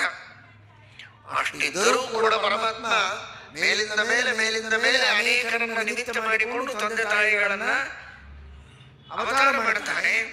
ಹಾಗಾಗಿ ಹುಟ್ಟಿದ ಜನ್ಮ ಇದೆ ಅಂತ ತೋರೋ ಹಾಗೆ ಮಾಡ್ತಾನೆ. ಅಂತಹ ಸಂದರ್ಭದಲ್ಲಿ ಯಾರು ಪರಮಾತ್ಮನನ್ನ ಸರ್ವಥಾ ಜನ್ಮರಹಿತ ಅಂತ ತಿಳಿತಾರೆ, ಅವರು ಪರೀಕ್ಷೆಯಲ್ಲಿ ಉತ್ತೀರ್ಣರಾದಂತೆ. ದೇವರಿಗೆ ಜನ್ಮ ಇಲ್ಲ ಅಂತ ಶಾಸ್ತ್ರ ಹೇಳ್ತದೆ. ಎಂದೂ ಎಲ್ಲಿಯೂ ಹುಟ್ಟಿದ ಹಾಗೆ ದೇವರು ತೋರಿಸಲೇ ಇಲ್ಲ. ಆಗೇನು ಪರೀಕ್ಷೆ ಏನು ಮಾಡು, ಹುಟ್ಟಿಲ್ಲ ಅಂತ ಹೇಳ್ತಾಳೆ. ಯಾರಿಗೆ ಕೇಳಿದ್ರು ಅದಲ್ಲ. ಅನೇಕ ಬಾರಿ ಕೌಸಲ್ಯ ದಶರಥನಿಂದ, ವಸುದೇವ ದೇವಕಿಯರಿಂದ, ಸತ್ಯವತಿ ಪರಾಶರರಿಂದ, ಹೀಗೆ ಅನೇಕರನ್ನ ನಿಮಿತ್ತ ಮಾಡಿಕೊಂಡು ತಾನು ಹುಟ್ಟಿದಂತೆ ತೋರಿಸಿದರೂ ಹುಟ್ಟಿದ ಅಂತ ಯಾರು ತಿಳಿಯೋದಿಲ್ಲ. ಅವರೇ ನಿಜವಾಗಿ ಪರೀಕ್ಷೆಯಲ್ಲಿ ಉತ್ತೀರ್ಣರಾದಂತೆ. ಅವರಿಗೆ ವಿಶೇಷವಾಗಿ ತಾನು ಅನುಗ್ರಹವನ್ನ ಮಾಡುತ್ತೇನೆ ಅಂತ ಪರಮಾತ್ಮ ತೋರಿಸಿಕೊಡ್ತಾನೆ. ಅದಕ್ಕೆ ಹೇಳ್ತಾರೆ, ಕೇವಲ ಇದನ್ನ ನಾಟಕ ಮಾಡಿದ್ದು. ನರಸಿಂಹದೇವರಂತೆ ಅವತಾರ ಮಾಡಿದ್ದು ಮಾತ್ರ ಪರಮಾತ್ಮ ಸ್ತ್ರೀ ಪುರುಷರ ಸಂಬಂಧದಿಂದ ಹುಟ್ಟಿದ್ದಾನೆ ಅಂತ ಸರ್ವಥಾ ತಿಳಿಯಬಾರದು. ಆ ರೀತಿ ತಿಳಿದವರು ಅಜ್ಞಾನಿಗಳು. ಪರಮಾತ್ಮನ ಪ್ರಕಾಶ ಹೇಗಿತ್ತು ಅಂತ ವರ್ಣನೆ ಮಾಡ್ತಾರೆ. ಪ್ರಭಾಸಯನ್ ಅಂಡ ಬಹಿಸ್ತಥಾಂತಹ ಸಹಸ್ರ ಲಕ್ಷಾಮಿತ ಭಾನು ದೀಧಿತಿ. ದೇವರ ಕಾಂತಿ, ಅವನ ದೀಧಿತಿ ಇದು ಅನಂತ ಸೂರ್ಯರ ಪ್ರಕಾಶವನ್ನು ಮೀರಿತ್ತು. ಆದರೆ ಎಲ್ಲರಿಗೂ ಅನಂತ ಸೂರ್ಯ ಪ್ರಕಾಶದ ಅಭಿವ್ಯಕ್ತಿ ಆಗ್ತಾ ಇರಲಿಲ್ಲ. ಕೆಲವರಿಗೆ ರಮಾಬ್ರಹ್ಮಾದಿಗಳಿಗೆ ಅನಂತ ಸೂರ್ಯ ಪ್ರಕಾಶವೂ ಗೋಚರವಾಗ್ತದೆ. ಸಾಮಾನ್ಯರಿಗೆ, ಋಷಿಗಳಿಗೆ ಲಕ್ಷ ಸೂರ್ಯರಂತೆ ಪರಮಾತ್ಮನ ಪ್ರಕಾಶ ಕಾಣಿಸ್ತದೆ. ಮಾನವರಿಗೆ, ಮನುಷ್ಯೋತ್ತಮರಿಗೆ 1000 ಸೂರ್ಯರಂತೆ ಪ್ರಕಾಶ ಕಾಣಿಸ್ಬೇಕು. ಸಹಸ್ರ ಲಕ್ಷ ಅಮಿತ ಭಾನುದೀಹಿತಿ. ಅವರವರ ಯೋಗ್ಯತೆಗೆ ತಕ್ಕಂತೆ ತನ್ನ ಆ ತೇಜಸ್ಸನ್ನ ಪ್ರಕಾಶವನ್ನ ಪರಮಾತ್ಮ ತೋರಿಸ್ತಾನೆ. ಇದು ಆ ವೇದವ್ಯಾಸ ದೇವರ ಸಚ್ಚಿದಾನಂದಾತ್ಮಕವಾದ ಶರೀರದ ಪ್ರಕಾಶದ ವೈವಿಧ್ಯ ಹೇಗೋ ಅವರವರ ಯೋಗ್ಯತೆಗೆ ತಕ್ಕಂತೆ ಆ ಭಗವಂತನು ರಚನೆ ಮಾಡಿದ ಶಾಸ್ತ್ರಗಳ ಅರ್ಥದ ವೈಭವಗಳಿಗೂ ಇದೇ ರೀತಿಯ ವೈವಿಧ್ಯ ಇದೆ. ಬ್ರಹ್ಮಾದಿ ದೇವತೆಗಳು ಮಹಾಭಾರತಾದಿಗಳನ್ನ ಅಧ್ಯಯನ ಮಾಡಿದರೆ ಅವರಿಗೆ ತೋರುವ ಅರ್ಥಗಳೇ ಬೇರೆ, ಅವರಿಗೆ ಬರೋ ಜ್ಞಾನವೇ ಬೇರೆ. ಆ ವೇದವ್ಯಾಸ ದೇವರ ದಿವ್ಯವಾದ ಜ್ಞಾನದ ವಿರಾಟ್ ರೂಪ ಅವರಿಗೆ ಕಾಣಿಸೋದೇ ಬೇರೆ. ಋಷಿಗಳಿಗೆ ಬೇರೆ, ಮನುಷ್ಯರಿಗೆ ಬೇರೆನೆ. ನಮ್ಮಂಥವರಿಗೆ ಅತೀ ಅಲ್ಪ, ಅದೇ ಅದ್ಭುತವಾಗಿದೆ. ಏನು ಗೊತ್ತಿಲ್ಲ, ಮೇಲ್ಮೇಲೆ ಅರ್ಥ ಮಾತ್ರ ಗೊತ್ತಾಗತ್ತೆ ಅಂತ ಇಟ್ಟುಕೊಂಡ್ರು ಕೂಡ ಮಹಾಭಾರತದಲ್ಲಿ ಬಂದಿರುವಂತಹ ವಿಷಯಗಳು ಅಷ್ಟು ಅದ್ಭುತ, ಅಷ್ಟು ಲೋಕ ವಿಲಕ್ಷಣ, ಇಡೀ ಜಗತ್ತಿನ ಉದ್ಧಾರಕ್ಕೆ ಕಾರಣವಾದಂತಹ ದಿವ್ಯವಾದ ಉಪದೇಶವನ್ನು ಮಹಾಭಾರತಾದಿ ಸಚ್ಚಾಸ್ತ್ರಗಳಲ್ಲಿ ನಾವು ಕಾಣುತ್ತೇವೆ. ಆದರೆ ಇಷ್ಟೇ ಇಲ್ಲ, ಇನ್ನೂ ಅದ್ಭುತವಾದಂತಹ ಅರ್ಥಗಳು ಮಹಾಭಾರತದಲ್ಲಿ ಅಡಗಿವೆ ಅಂತ ಶ್ರೀಮದ್ ಆಚಾರ್ಯರೇ ತಿಳಿಸಿಕೊಟ್ಟಿದ್ದಾರೆ. ತ್ರ್ಯರ್ಥತಾಂ ಶ್ರುತಿಷು ವಿತ್ತ ದಶಾರ್ಥಂ ಭಾರತಂ ನನು ಶತಾರ್ಥಮಪಿ ಸ್ಯಾದ್ ವೈಷ್ಣವಂ ಪದ ಸಹಸ್ರತಯಂ ಹಿ. ಮಹಾಭಾರತಕ್ಕೆ 110 ಅರ್ಥಗಳು ವಿಷ್ಣು ಮಹಾಭಾರತದಲ್ಲಿಯೇ ಬರುವ ವಿಷ್ಣು ಸಹಸ್ರನಾಮದ ಒಂದೊಂದು ಪದಗಳಿಗೆ 100 ಅರ್ಥಗಳು ಕನಿಷ್ಠ ಪಕ್ಷ ಎಂಬುದಾಗಿ ಶ್ರೀಮದಾಚಾರ್ಯರು ತಿಳಿಸಿಕೊಟ್ಟದ್ದನ್ನ ನಾವು ನೋಡಿದರೆ, ಸಹಸ್ರ ಲಕ್ಷಾಮಿತ ಭಾನು ದೀಧಿತಿಂ, ಅವರವರ ಯೋಗ್ಯತೆಗೆ ಪ್ರಕಾರ ಆ ಜ್ಞಾನ ಪ್ರಕಾಶವನ್ನು ವೇದವ್ಯಾಸ ದೇವರು ತೋರಿಸ್ತಾರೆ, ನಮ್ಮ ಬಾಹ್ಯ ಪ್ರಕಾಶವನ್ನು ತೋರಿಸ್ತಾರೆ. ಬ್ರಹ್ಮಾಂಡದ ಹೊರಗೂ ವೇದವ್ಯಾಸ ದೇವರ ಪ್ರಕಾಶ, ಬ್ರಹ್ಮಾಂಡದ ಒಳಗೂ ತುಂಬಿದೆ ಅಂತಾರೆ. ಕೆಲವೊಂದು ಸಂದರ್ಭದೊಳಗೆ ನಮ್ಮ ಸುತ್ತಮುತ್ತ ವಸ್ತುಗಳಿದ್ದರೂ ಆ ವಸ್ತುಗಳ ಜ್ಞಾನ ನಮಗಿದ್ರೆ ನಮ್ಮ ಮನಸ್ಸಿನಲ್ಲಿ ಒಂದು ರೀತಿಯ ಉತ್ಸಾಹ, ಧೈರ್ಯ, ಒಂದು ತರಹದ ಭರವಸೆ ಇವುಗಳೆಲ್ಲ ಬರ್ತಾ ಹೋಗುತ್ತೆ. ಯಾವುದೋ ಒಂದು ರೂಮಿನಲ್ಲಿ ಕುಳಿತಿದ್ದೀರಿ, ಏನೋ ಅನಾರೋಗ್ಯದ ಭಯ ಇದೆ. ಆಗ ಹೇಳ್ತಾರೆ, ನಾವು ಒಂದು ತರಹದ ವಿಶಿಷ್ಟವಾದ ಕಿರಣಗಳನ್ನ ಇಲ್ಲಿ ಬಿಡ್ತಾ ಇದ್ದೇವೆ. ಇದು ಸಾಮಾನ್ಯ ಲೈಟ್ ಅಲ್ಲ. ಈ ಲೈಟಿನ ಹಿಂದೆ ಒಂದು ವಿಶಿಷ್ಟವಾದ ಯೋಚನೆಯನ್ನ ನಾವು ಮಾಡಿ ಇದರಿಂದ ಬರುವ ಕಿರಣಗಳೆಲ್ಲ ಆರೋಗ್ಯವನ್ನ ಕೊಡುವಂತಹ ಕಿರಣಗಳು. ಅಂತಹ ವಿಶೇಷವಾದ ಮೆಡಿಕೇಟೆಡ್ ಆದಂತಹ ವಾತಾವರಣದೊಳಗೆ ನೀವಿದ್ದೀರಿ. ಸ್ವಲ್ಪ ಹೊತ್ತು ನೀವಿಲ್ಲಿ ಕುಳಿತು ಹೋದ್ರೆ ಸಾಕು, ನಿಮಗೆ ಆರೋಗ್ಯ ಬರುತ್ತೆ. ಇಷ್ಟು ಹೇಳಿಬಿಟ್ರೆ ಸಾಕು, ಇವನಿಗೇನೋ ತನ್ನ ರೋಗ ಪರಿಹಾರ ಆದ ಹಾಗೆ ಅನಿಸ್ತಾ ಹೋಗ್ತದೆ. ಅಂದ್ರೆ ಸುಳ್ಳು ಹೇಳಿದ್ರೆ ಅಂತ ಅರ್ಥ ಅಲ್ಲ. ಸತ್ಯ ಇದ್ರು ಅದು ಗೊತ್ತಿಲ್ಲ ಅಂದ್ರೆ ಇವನ ಚಿಂತೆಯೊಳಗೆ ಇರ್ತಾನೆ. ಅದು ಸತ್ಯ ಆಗಿದ್ರು ಅದನ್ನು ಹೇಳಿದಾಗ, ಓ ಹಾಗಾದ್ರೆ ಹೌದು, ನನಗೇನೋ ಅನಿಸ್ತಾ ಇದೆ, ಸ್ವಲ್ಪ ಆರಾಮಾಯ್ತು ಅಂತಂತಾನೆ ಆರಾಮಾಗಿ ಹೊರಗೆ ಬಂದ್ಬಿಡ್ತಾನೆ ಓಡಿ. ಆ ತಿಳುವಳಿಕೆ ಮುಖ್ಯ. ಶ್ರೀಮದ್ ಆನಂದ ತೀರ್ಥ ಭಗವತ್ಪಾದಾಚಾರ್ಯರು ನಮಗೆ ನಿಮಗೆಲ್ಲ ಈ ತಿಳುವಳಿಕೆಯನ್ನ ಕೊಡ್ತಾರೆ. ಈ ಉದಾಹರಣೆಗೂ ಇದಕ್ಕೂ ಸಾಮ್ಯ ತಿಳ್ಕೋಬೇಡಿ. ಇದಕ್ಕಿಂತಲೂ ಕೋಟಿ ಅಲ್ಲ, ಅನಂತ ಪಟ್ಟು ಮಿಗಿಲಾದ ಸತ್ಯ ಇದು. ಪ್ರಕಾಶಯನ್ ಪ್ರಭಾಸಯನ್ ಅಂಡ ಬಹಿಸ್ತಥಾಂತಹ. ಎಲ್ಲಿ ಕುಳಿತಿದ್ದೀರಿ? ಮಠದಲ್ಲಿ. ಅದೇ ಮಠದೊಳಗೆ ಎಲ್ಲಿ? ಹಾಲಲ್ಲಿ. ಕತ್ತಲೆ ಎಲ್ಲ ಇಲ್ಲ, ಬೆಳಕಲ್ಲೇ ಕುಳಿತು. ಯಾವ ಬೆಳಕು? ಇದೇ ಲೈಟಿನ ಬೆಳಕು ಅಲ್ಲ. ಈ ಲೈಟಿನ ಬೆಳಕು ಸತ್ಯ, ಅದು ಸುಳ್ಳಲ್ಲ. ಆದರೆ ಇಷ್ಟೇ ಅಲ್ಲ, ಇಲ್ಲೆಲ್ಲ ಕಡೆಗೆ ವೇದವ್ಯಾಸ ದೇವರ ತೇಜಸ್ಸಿದೆ, ಇಲ್ಲೆಲ್ಲ ಕಡೆಗೆ ಹಯಗ್ರೀವ ದೇವರ ತೇಜಸ್ಸಿದೆ, ರಾಮದೇವರ ತೇಜಸ್ಸಿದೆ, ಅನಂತ ಕಿರಣಗಳಿವೆ. ಆ ಕಿರಣದೊಳಗೆ ನಾವು ಕುಳಿತಿದ್ದೇವೆ ಅಂತ. ಎಂತಹ ದೌರ್ಭಾಗ್ಯ ಇದು! ಕೂತದ್ದಲ್ಲ, ಕೂತಿದ್ರು ತಿಳ್ಕೊಳ್ಳದೇ ಇರೋದು. ಅಣ್ಣಾಂತರಂ ಬಹಿರಪಿ ಪ್ರತಿಭಾಸಯಂತಂ ಒಂದೇ ತ್ವರಂಗವದನಂ ಶಶಿಬಿಂಬ ಸಂಸ್ಥಂ ಚಂದ್ರಾವದಾತಂ ಅಮೃತಾತ್ಮ ಕರೈಃ ಸಮಂತಾದಂಡಾಂತರಂ ಬಹಿರಪಿ ಪ್ರತಿಭಾಸಯಂತಂ ಶಂಖಾಕ್ಷ ಪುಸ್ತಕ ಸುಬೋಧಯುತಾಬ್ಜವಾಹಂ. ತನ್ನ ಕಿರಣಗಳಿಂದ ಹಯಗ್ರೀವ ರೂಪಿಯಾದ ಪರಮಾತ್ಮ, ವೇದವ್ಯಾಸಾದಿ ರೂಪಿಯಾದ ಎಲ್ಲ ಭಗವದ್ ರೂಪಗಳು ವಿಶೇಷವಾಗಿ ಆ ಶ್ಲೋಕಗಳಲ್ಲಿ ಬಂದ ವರ್ಣನೆಗೆ ಅನುಗುಣವಾಗಿ ನಾವು ಹೇಳ್ತಾ ಇದ್ದೇವೆ. ವ್ಯಾಸ ಹಯಗ್ರೀವಾದಿ ರೂಪಗಳ ಕಿರಣಗಳು ಇಡೀ ಜಗತ್ತನ್ನು ತುಂಬಿ ಬ್ರಹ್ಮಾಂಡದ ಹೊರಗೆಲ್ಲ ವ್ಯಾಪಿಸಿವೆ ಅಂತಾರೆ. ಆದರೆ ನಾವು ಬರೀ ಸೂರ್ಯ ಕಿರಣಗಳಲ್ಲಿ ಕುಳಿತಿಲ್ಲ, ರಾತ್ರಿ ಚಂದ್ರ ಕಿರಣಗಳಲ್ಲಿ ಮಾತ್ರ ನಾವು ಕುಳಿತಿದ್ದೇವೆ, ಅಥವಾ ಈ ವಿದ್ಯುತ್ ದೀಪಗಳ ಕಿರಣಗಳಲ್ಲಿ ಕುಳಿತಿದ್ದೇವೆ ಅಂತ ಮಾತ್ರ ತಿಳಿಯಬಾರದು. ಆ ವಿದ್ಯುತ್ಪತಿಯಾಗಿರುವಂತಹ ಭಾರತೀಪತಿಯಾದ ಮುಖ್ಯ ಪ್ರಾಣದೇವರಿಗೂ ನೇಮಕನಾದ ಆ ವೇದವ್ಯಾಸ ದೇವರ ಕಿರಣಗಳಲ್ಲಿ ನಾವು ಕುಳಿತಿದ್ದೇವೆ ಅಂತ ತಿಳಿದರೆ ಏನು ಒಂದು ಉತ್ಸಾಹ, ಏನು ಒಂದು ಧನ್ಯತೆಯ ಭಾವನೆ, ಎಂತಹ ಪಾವಿತ್ರ್ಯದ ಚಿಂತನ, ಎಂತಹ ಮಂಗಲಮಯವಾದಂತಹ ಪರಿಸರದಲ್ಲಿ ಕುಳಿತ ತೃಪ್ತಿ. ಆ ತೃಪ್ತಿ, ಆ ಭಾವನೆ, ಆ ಶ್ರದ್ಧೆ, ಆ ಉತ್ಸಾಹ, ಆ ಧೈರ್ಯ ನನಗೆ ನಿನ್ನ ಅಜ್ಞಾನ ಸಂಶಯಾದಿಗಳಲ್ಲಿ ಸಿಲುಕಿ ಒದ್ದಾಡುವ ಪ್ರಸಂಗ ಇಲ್ಲ. ದೇವರ ಆ ಜ್ಞಾನಮಯವಾದ ಚಿನ್ಮಯ ಕಿರಣಗಳ ಮಧ್ಯದಲ್ಲಿ ನಾನಿದ್ದೇನೆ. ಇಂದಿಲ್ಲ ನಾಳೆ ನನ್ನನ್ನು ಉದ್ಧಾರ ಮಾಡುವುದಕ್ಕೆ ಆ ಚಿನ್ಮಯ ಕಿರಣಗಳಿವೆ. ಆ ಒಂದೊಂದು ಕಿರಣಗಳು ಭಗವಂತನಿಂದ ಅಭಿನ್ನ, ಒಂದೊಂದು ಕಿರಣಗಳು ಅನಂತ ಗುಣ ಪರಿಪೂರ್ಣ ನಿರ್ದೋಷ ಸಕಲ ಜಗಚ್ಚನ್ಮಾದಿ ಕಾರಣ ಅನ್ನುವುದನ್ನು ಮರೆಯಬೇಡಿ.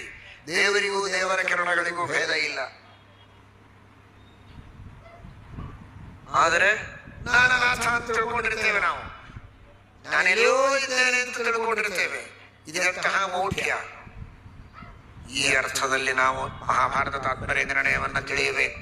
ಏನೋ ಭಾರಿ ಅಲ್ಲೆಲ್ಲೋ ಪ್ರಕಾಶ ಬಂತು ಯಮುನಾ ನದಿ ತೀರದೊಳಗೆ, ಈ ಕಡೆ ಆ ಕಡೆಗೆ, ಬ್ರಹ್ಮಾಂಡದ ಹೊರಗೆ ಸಹಸ್ರ ಲಕ್ಷಾವಿತ ಭಾನುದೀಧಿತಿ. ಆ ರೀತಿ ವೇದವ್ಯಾಸ ದೇವರು, ಮತ್ತು ಇದು ವಿಜ್ಞಾನದ ಪರವಾಗಿಯೂ ಅರ್ಥ ಮಾಡಿಕೊಳ್ಳಬಹುದು. ಇದು ಶರೀರದ ತೇಜಸ್ಸಿನ ಕಿರಣಗಳು ಸತ್ಯ. ಆ ವೇದವ್ಯಾಸ ದೇವರು ಉಪದೇಶ ಮಾಡುವಂತಹ ಏನು ಉಪದೇಶ ಇದೆ, ಮಹಾಭಾರತ ಇದೆ, ಪುರಾಣಗಳಿವೆ, ಅವುಗಳ ಲಾಭ ಅದು ಬ್ರಹ್ಮಾಂಡದೊಳಗಿನ ಎಲ್ಲ ಸಜ್ಜೀವರಿಗೂ ಸುಜೀವರಿಗೂ ಮುಕ್ತಿಯೋಗ್ಯರಾದ ಸಕಲ ಸಜ್ಜನರಿಗೂ ಉಪಯೋಗ ಆಗುವಂತಹ ಆ ಜ್ಞಾನಮಯವಾದಂತಹ ಒಂದು ವಿಶಿಷ್ಟವಾದ ಪ್ರಕಾಶವನ್ನು ಜಗತ್ತಿಗೆ ಗ್ರಂಥಗಳ ಮೂಲಕವಾಗಿ ಕೊಟ್ಟವರು ಹೌದು. ತಮ್ಮ ತೇಜಸ್ಸಿನಿಂದ ಎಲ್ಲವನ್ನ ವ್ಯಾಪಿಸಿದವರು ಹೌದು. ಅಗಣ್ಯ ದಿವ್ಯೋರು ಗುಣಾರ್ಣವ ಪ್ರಭು ಸಮಸ್ತ ವಿದ್ಯಾಧಿಪತಿ ಜಗದ್ಗುರು ಅನಂತ ಶಕ್ತಿ ಜಗದೀಶ್ವರೇಶ್ವರ ಸಮಸ್ತ ದೋಷಾತಿ ವಿದೂರ ವಿಗ್ರಹ. ಒಂದನ್ನು ಗಮನಿಸಬಹುದು, ವಿದ್ವಾಂಸರೆಲ್ಲ ಗಮನಿಸಿಯೇ ಇರ್ತಾರೆ. ನೀವೆಲ್ಲ ಅದನ್ನ ವಿಶೇಷವಾಗಿ ಗಮನ ಕೊಟ್ಟು ಕೇಳಿ. ಮಹಾಭಾರತ ತಾತ್ಪರ್ಯ ನಿರ್ಣಯ ಸುಮಾರು 5,000 ಶ್ಲೋಕಗಳು, 32 ಅಧ್ಯಾಯಗಳು, ಎಲ್ಲಾ ಅವತಾರಗಳ ವರ್ಣನೆ ಇದರೊಳಗೆ ಬರ್ತದೆ. ಪ್ರಾಯ ಎಲ್ಲ ಅಂದ್ರೆ ಎಲ್ಲ ವರ್ಣನೆ ಮಾಡ್ಲಿಕ್ಕೆ ಸಾಧ್ಯ ಇಲ್ಲ, ಅನಂತ ಅವತಾರಗಳು. ಆದರೆ ಪ್ರಾಯ ಎಲ್ಲ ಪ್ರಸಿದ್ಧವಾದ ಪುರಾಣದಲ್ಲಿ ಬರುವ ಅವತಾರಗಳ ಬಗ್ಗೆ, ಕೃಷ್ಣಾವತಾರ ರಾಮಾವತಾರಗಳ ಬಗ್ಗೆ ವಿಸ್ತಾರವಾಗಿ, ಆದರೆ ಇನ್ನುಳಿದವುಗಳ ಬಗ್ಗೆ ಸಂಕ್ಷಿಪ್ತವಾಗಿ ಆದರೂ ವರ್ಣನೆ ಬಂದು ಹೋಗಿದೆ. ರಾಮಕೃಷ್ಣರ ಬಗ್ಗೆ ಅಂತೂ ಪದೇ ಪದೇ ಹೇಳುವಂತಹ ಪ್ರಸಂಗಗಳು. ಆದರೆ ಶ್ರೀಮದಾಚಾರ್ಯರು ಒಂದು ನಿಯಮವನ್ನು ಇಟ್ಟುಕೊಂಡಿದ್ದಾರೆ. ಕೃಷ್ಣ ಜಗಾಮ ರಾಮ ಜಗಾಮ ಆಗತಃ ಅವೋಚತ್ ಅಂತ ಅಂದಾರು ಅಲ್ಲಲ್ಲಿ. ಆದ್ರೆ ವೇದವ್ಯಾಸ ದೇವರ ಬಗ್ಗೆ ಹೇಳುವ ಪ್ರಸಂಗ ಎಲ್ಲಿಗೆ ಬಂದರೆ 16 ವಿಶೇಷಣಗಳು ಇಲ್ಲ, 2-3 ಪ್ರಶಸ್ತವಾದ ವಿಶೇಷಣಗಳನ್ನ ಕೊಡದೆ ತಮ್ಮ ಗುರುಗಳಾದ ವೇದವ್ಯಾಸ ದೇವರ ಹೆಸರನ್ನು ಹೇಳಿಯೇ ಇಡೀ ಮಹಾಭಾರತ ಅವರದೇ ಅವತಾರದ ವರ್ಣನೆ ಮಾಡ್ತಾ ಇದ್ದಾರೆ. ಇದೆಲ್ಲ ವೇದವ್ಯಾಸ ದೇವರು ಪ್ರಾದುರ್ಭೂತರಾದರು, ಬಂದರು. ಹಿಡಿಂಬೆಯನ್ನ ಮದುವೆ ಆಗೋದಿಲ್ಲ ಅಂತ ವಿಭೀಷಣ ದೇವರು ನೀನಾಗಬೇಕು ಅಂತ ಬಂದರು. ದ್ರೌಪದಿಯ ವಿವಾಹದ ಸಂದರ್ಭದಲ್ಲಿ ಪ್ರಾದುರ್ಭೂತರಾದರು. ಪಾಂಡವರನ್ನ ಪುರಪ್ರವೇಶ ಮಾಡಿಸುವ ಪ್ರಸಂಗದಲ್ಲಿ ಎಲ್ಲೆಲ್ಲಿ ವೇದವ್ಯಾಸ ದೇವರ ಬಗ್ಗೆ ಹೇಳುತ್ತಾರೋ ಬಾಯಿ ತುಂಬ ಹೊಗಳದೆ ಅವರ ಗುಣಗಳ ವರ್ಣನೆಯನ್ನು ಮಾಡದೆ ವೇದವ್ಯಾಸ ದೇವರ ಬಗ್ಗೆ ಹೇಳೋದೇ ಇಲ್ಲ. ಅಂದ್ರೆ ತಾರತಮ್ಯವಾಗಿದೆ ಅಂತ ತಿಳ್ಕೊಬೇಡಿ. ಎಲ್ಲ ರೂಪಗಳು ಅತ್ಯಂತ ಭಿನ್ನ, ಆದರೆ ಗುರುಗಳು. ಈಗ ಮಧ್ವಾಚಾರ್ಯರು ವೇದವ್ಯಾಸ ದೇವರ ಶಿಷ್ಯರಾಗಿ ವೇದವ್ಯಾಸ ದೇವರ ಗ್ರಂಥಗಳಿಗೆ ವ್ಯಾಖ್ಯಾನ ಮಾಡುವುದಕ್ಕಾಗಿ ಅವತಾರ ಮಾಡಿದ್ದಾರಾದ್ದರಿಂದ ಆ ಗುರುಗಳನ್ನ ಯಾವಾಗಲೂ ವಿಶೇಷವಾಗಿ ಸ್ತೋತ್ರ ಮಾಡಬೇಕು ಅಂತ ಪ್ರತ್ಯಕ್ಷ ವಸ್ತುತ್ಯಾಹ, ಯಾವಾಗಲೂ ವೇದವ್ಯಾಸ ದೇವರು ಶ್ರೀಮದಾಚಾರ್ಯರಿಗೆ ಪ್ರತ್ಯಕ್ಷವೇ. ಹೀಗಾಗಿ ಯಾವಾಗಲೂ ಅವರನ್ನ ಚೆನ್ನಾಗಿ ವರ್ಣನೆಯನ್ನ ಮಾಡ್ತಾರೆ ಶ್ರೀಮದಾಚಾರ್ಯರು ಅನ್ನುವುದನ್ನು ನಾವು ಗಮನಿಸಬೇಕು. ಜೊತೆಗೆ ನಮಗೆಲ್ಲರಿಗೂ ವಿಶೇಷವಾಗಿ ಜ್ಞಾನ ಆಗಬೇಕಾಗಿದೆ. ಈಗ ಕಂಸನೋ ದುರ್ಯೋಧನನೋ ಜರಾಸಂಧನೋ ಇಂಥವರ್ಯಾರು ನಮಗೆ ಸುತ್ತಮುತ್ತಲಿಲ್ಲ. ಈಗ ಬಲಕಾರ್ಯ ಮಾಡಿ ಅವರನ್ನು ಸಂಹಾರ ಮಾಡುವಂತಹ ಪ್ರಸಂಗಕ್ಕಿಂತಲೂ ನಮ್ಮ ತಲೆ ಕೆಡಿಸುವ ಆಸುರಿ ಶಕ್ತಿಗಳ ಅಜ್ಞಾನ ಸಂಶಯ ಮಿಥ್ಯಾಜ್ಞಾನಗಳ ಹಾವಳಿಯೇ ಬಹಳ ಇರುವುದರಿಂದ ಅಂತಹ ದುರ್ಗುಣಗಳ ನಾಶಕ್ಕೆ ವೇದವ್ಯಾಸ ದೇವರ ಉಪಕಾರವೇ ವಿಶೇಷವಾಗಿ ಕಲಿಯುಗದಲ್ಲಿ ಬೇಕು ಅನ್ನುವುದಕ್ಕಾಗಿ ಅವರ ಮಹಿಮೆ ಚೆನ್ನಾಗಿ ದೃಢ ನಿರೂಢ ಆಗಲಿ ಶಿಷ್ಯರ ಮನಸ್ಸಿನಲ್ಲಿ ಎನ್ನುವ ಉದ್ದೇಶದಿಂದಲೂ ಆ ರೀತಿ ವರ್ಣನೆ ಮಾಡ್ತಾರೆ. ನೋಡಿ ಆ ಶಬ್ದಗಳ ಜೋರ ಹೇಗಿದೆ. ಅಗಣ್ಯ ದಿವ್ಯೋರು ಗುಣಾರ್ಣವ ಪ್ರಭು ಸಮಸ್ತ ವಿದ್ಯಾಧಿಪತಿ ಜಗದ್ಗುರು ಸಕಲ ವಿದ್ಯೆಗಳ ಅಧಿಪತಿ ಅನಂತವಾದ ಅಗಣ್ಯವಾದ ಗುಣಗಳಿಗೆ ಸಮುದ್ರದಂತೆ ಇದ್ದವರು ಅನಂತ ಶಕ್ತಿ ಜಗದೀಶ್ವರೇಶ್ವರ. ಜಗದೀಶ್ವರರು ತರಿಸಿಕೊಂಡವರು ಯಾರೆಲ್ಲ ಇದ್ದಾರೆ ಬ್ರಹ್ಮಾದೇವತೆಗಳು ಅವರಿಗೂ ಈಶ್ವರನಾದವನು. ನಯತ್ರ ಕಾಲೋ ನಿಮಿಷ ಪ್ರಭು ಪ್ರಭು ಕುತೋನು ದೇವಾ ಜಗತಾಂಬ್ಯ ಈಶಿರೇ ಅಂತ ತೃತೀಯ ಸ್ಕಂದ ಭಾಗವತದಲ್ಲಿ ಅವರನ್ನೆಲ್ಲ ಜಗದೀಶ್ವರರು ಅಂತ ಕರೆದಿದ್ದಾರೆ. ಜಗತ್ತಿಗೆ ನಿಯಾಮಕರಾದ ಬ್ರಹ್ಮಾದಿಗಳಿಗೂ ಪರಮಾತ್ಮ ನಿಯಾಮಕನಾಗಿದ್ದಾನೆ. ಸಮಸ್ತ ದೋಷಾತಿ ವಿದೂರ ವಿಗ್ರಹ, ಸರ್ವದೋಷ ದೂರನಾದವನು, ಸಕಲ ಗುಣ ಪರಿಪೂರ್ಣನಾದಂತಹ ವೇದವ್ಯಾಸ ದೇವರು ಅಲ್ಲಿ ಅವತಾರ ಮಾಡಿದ್ದಾರೆ ಅಂತ ಅವನ ಗುಣಗಳ ಬಗ್ಗೆ ಹೇಳಿ ಆಮೇಲೆ ಆ ವೇದವ್ಯಾಸ ದೇವರ ರೂಪದ ವರ್ಣನೆಯನ್ನು ಮುಂದೆ ಮಾಡುತ್ತಾರೆ. ಅಂತಹ ವೇದವ್ಯಾಸ ದೇವರು ಶುದ್ಧವಾದ ಜ್ಞಾನವನ್ನು ಕೊಟ್ಟು ಎಲ್ಲರನ್ನೂ ಕೂಡ ಅನುಗ್ರಹ ಮಾಡಲಿ ಎಂಬುದಾಗಿ ಪ್ರಾರ್ಥನೆಯನ್ನ ವೇದವ್ಯಾಸ ದೇವರ ಪಾದಗಳಲ್ಲಿ ಮಾಡೋಣ.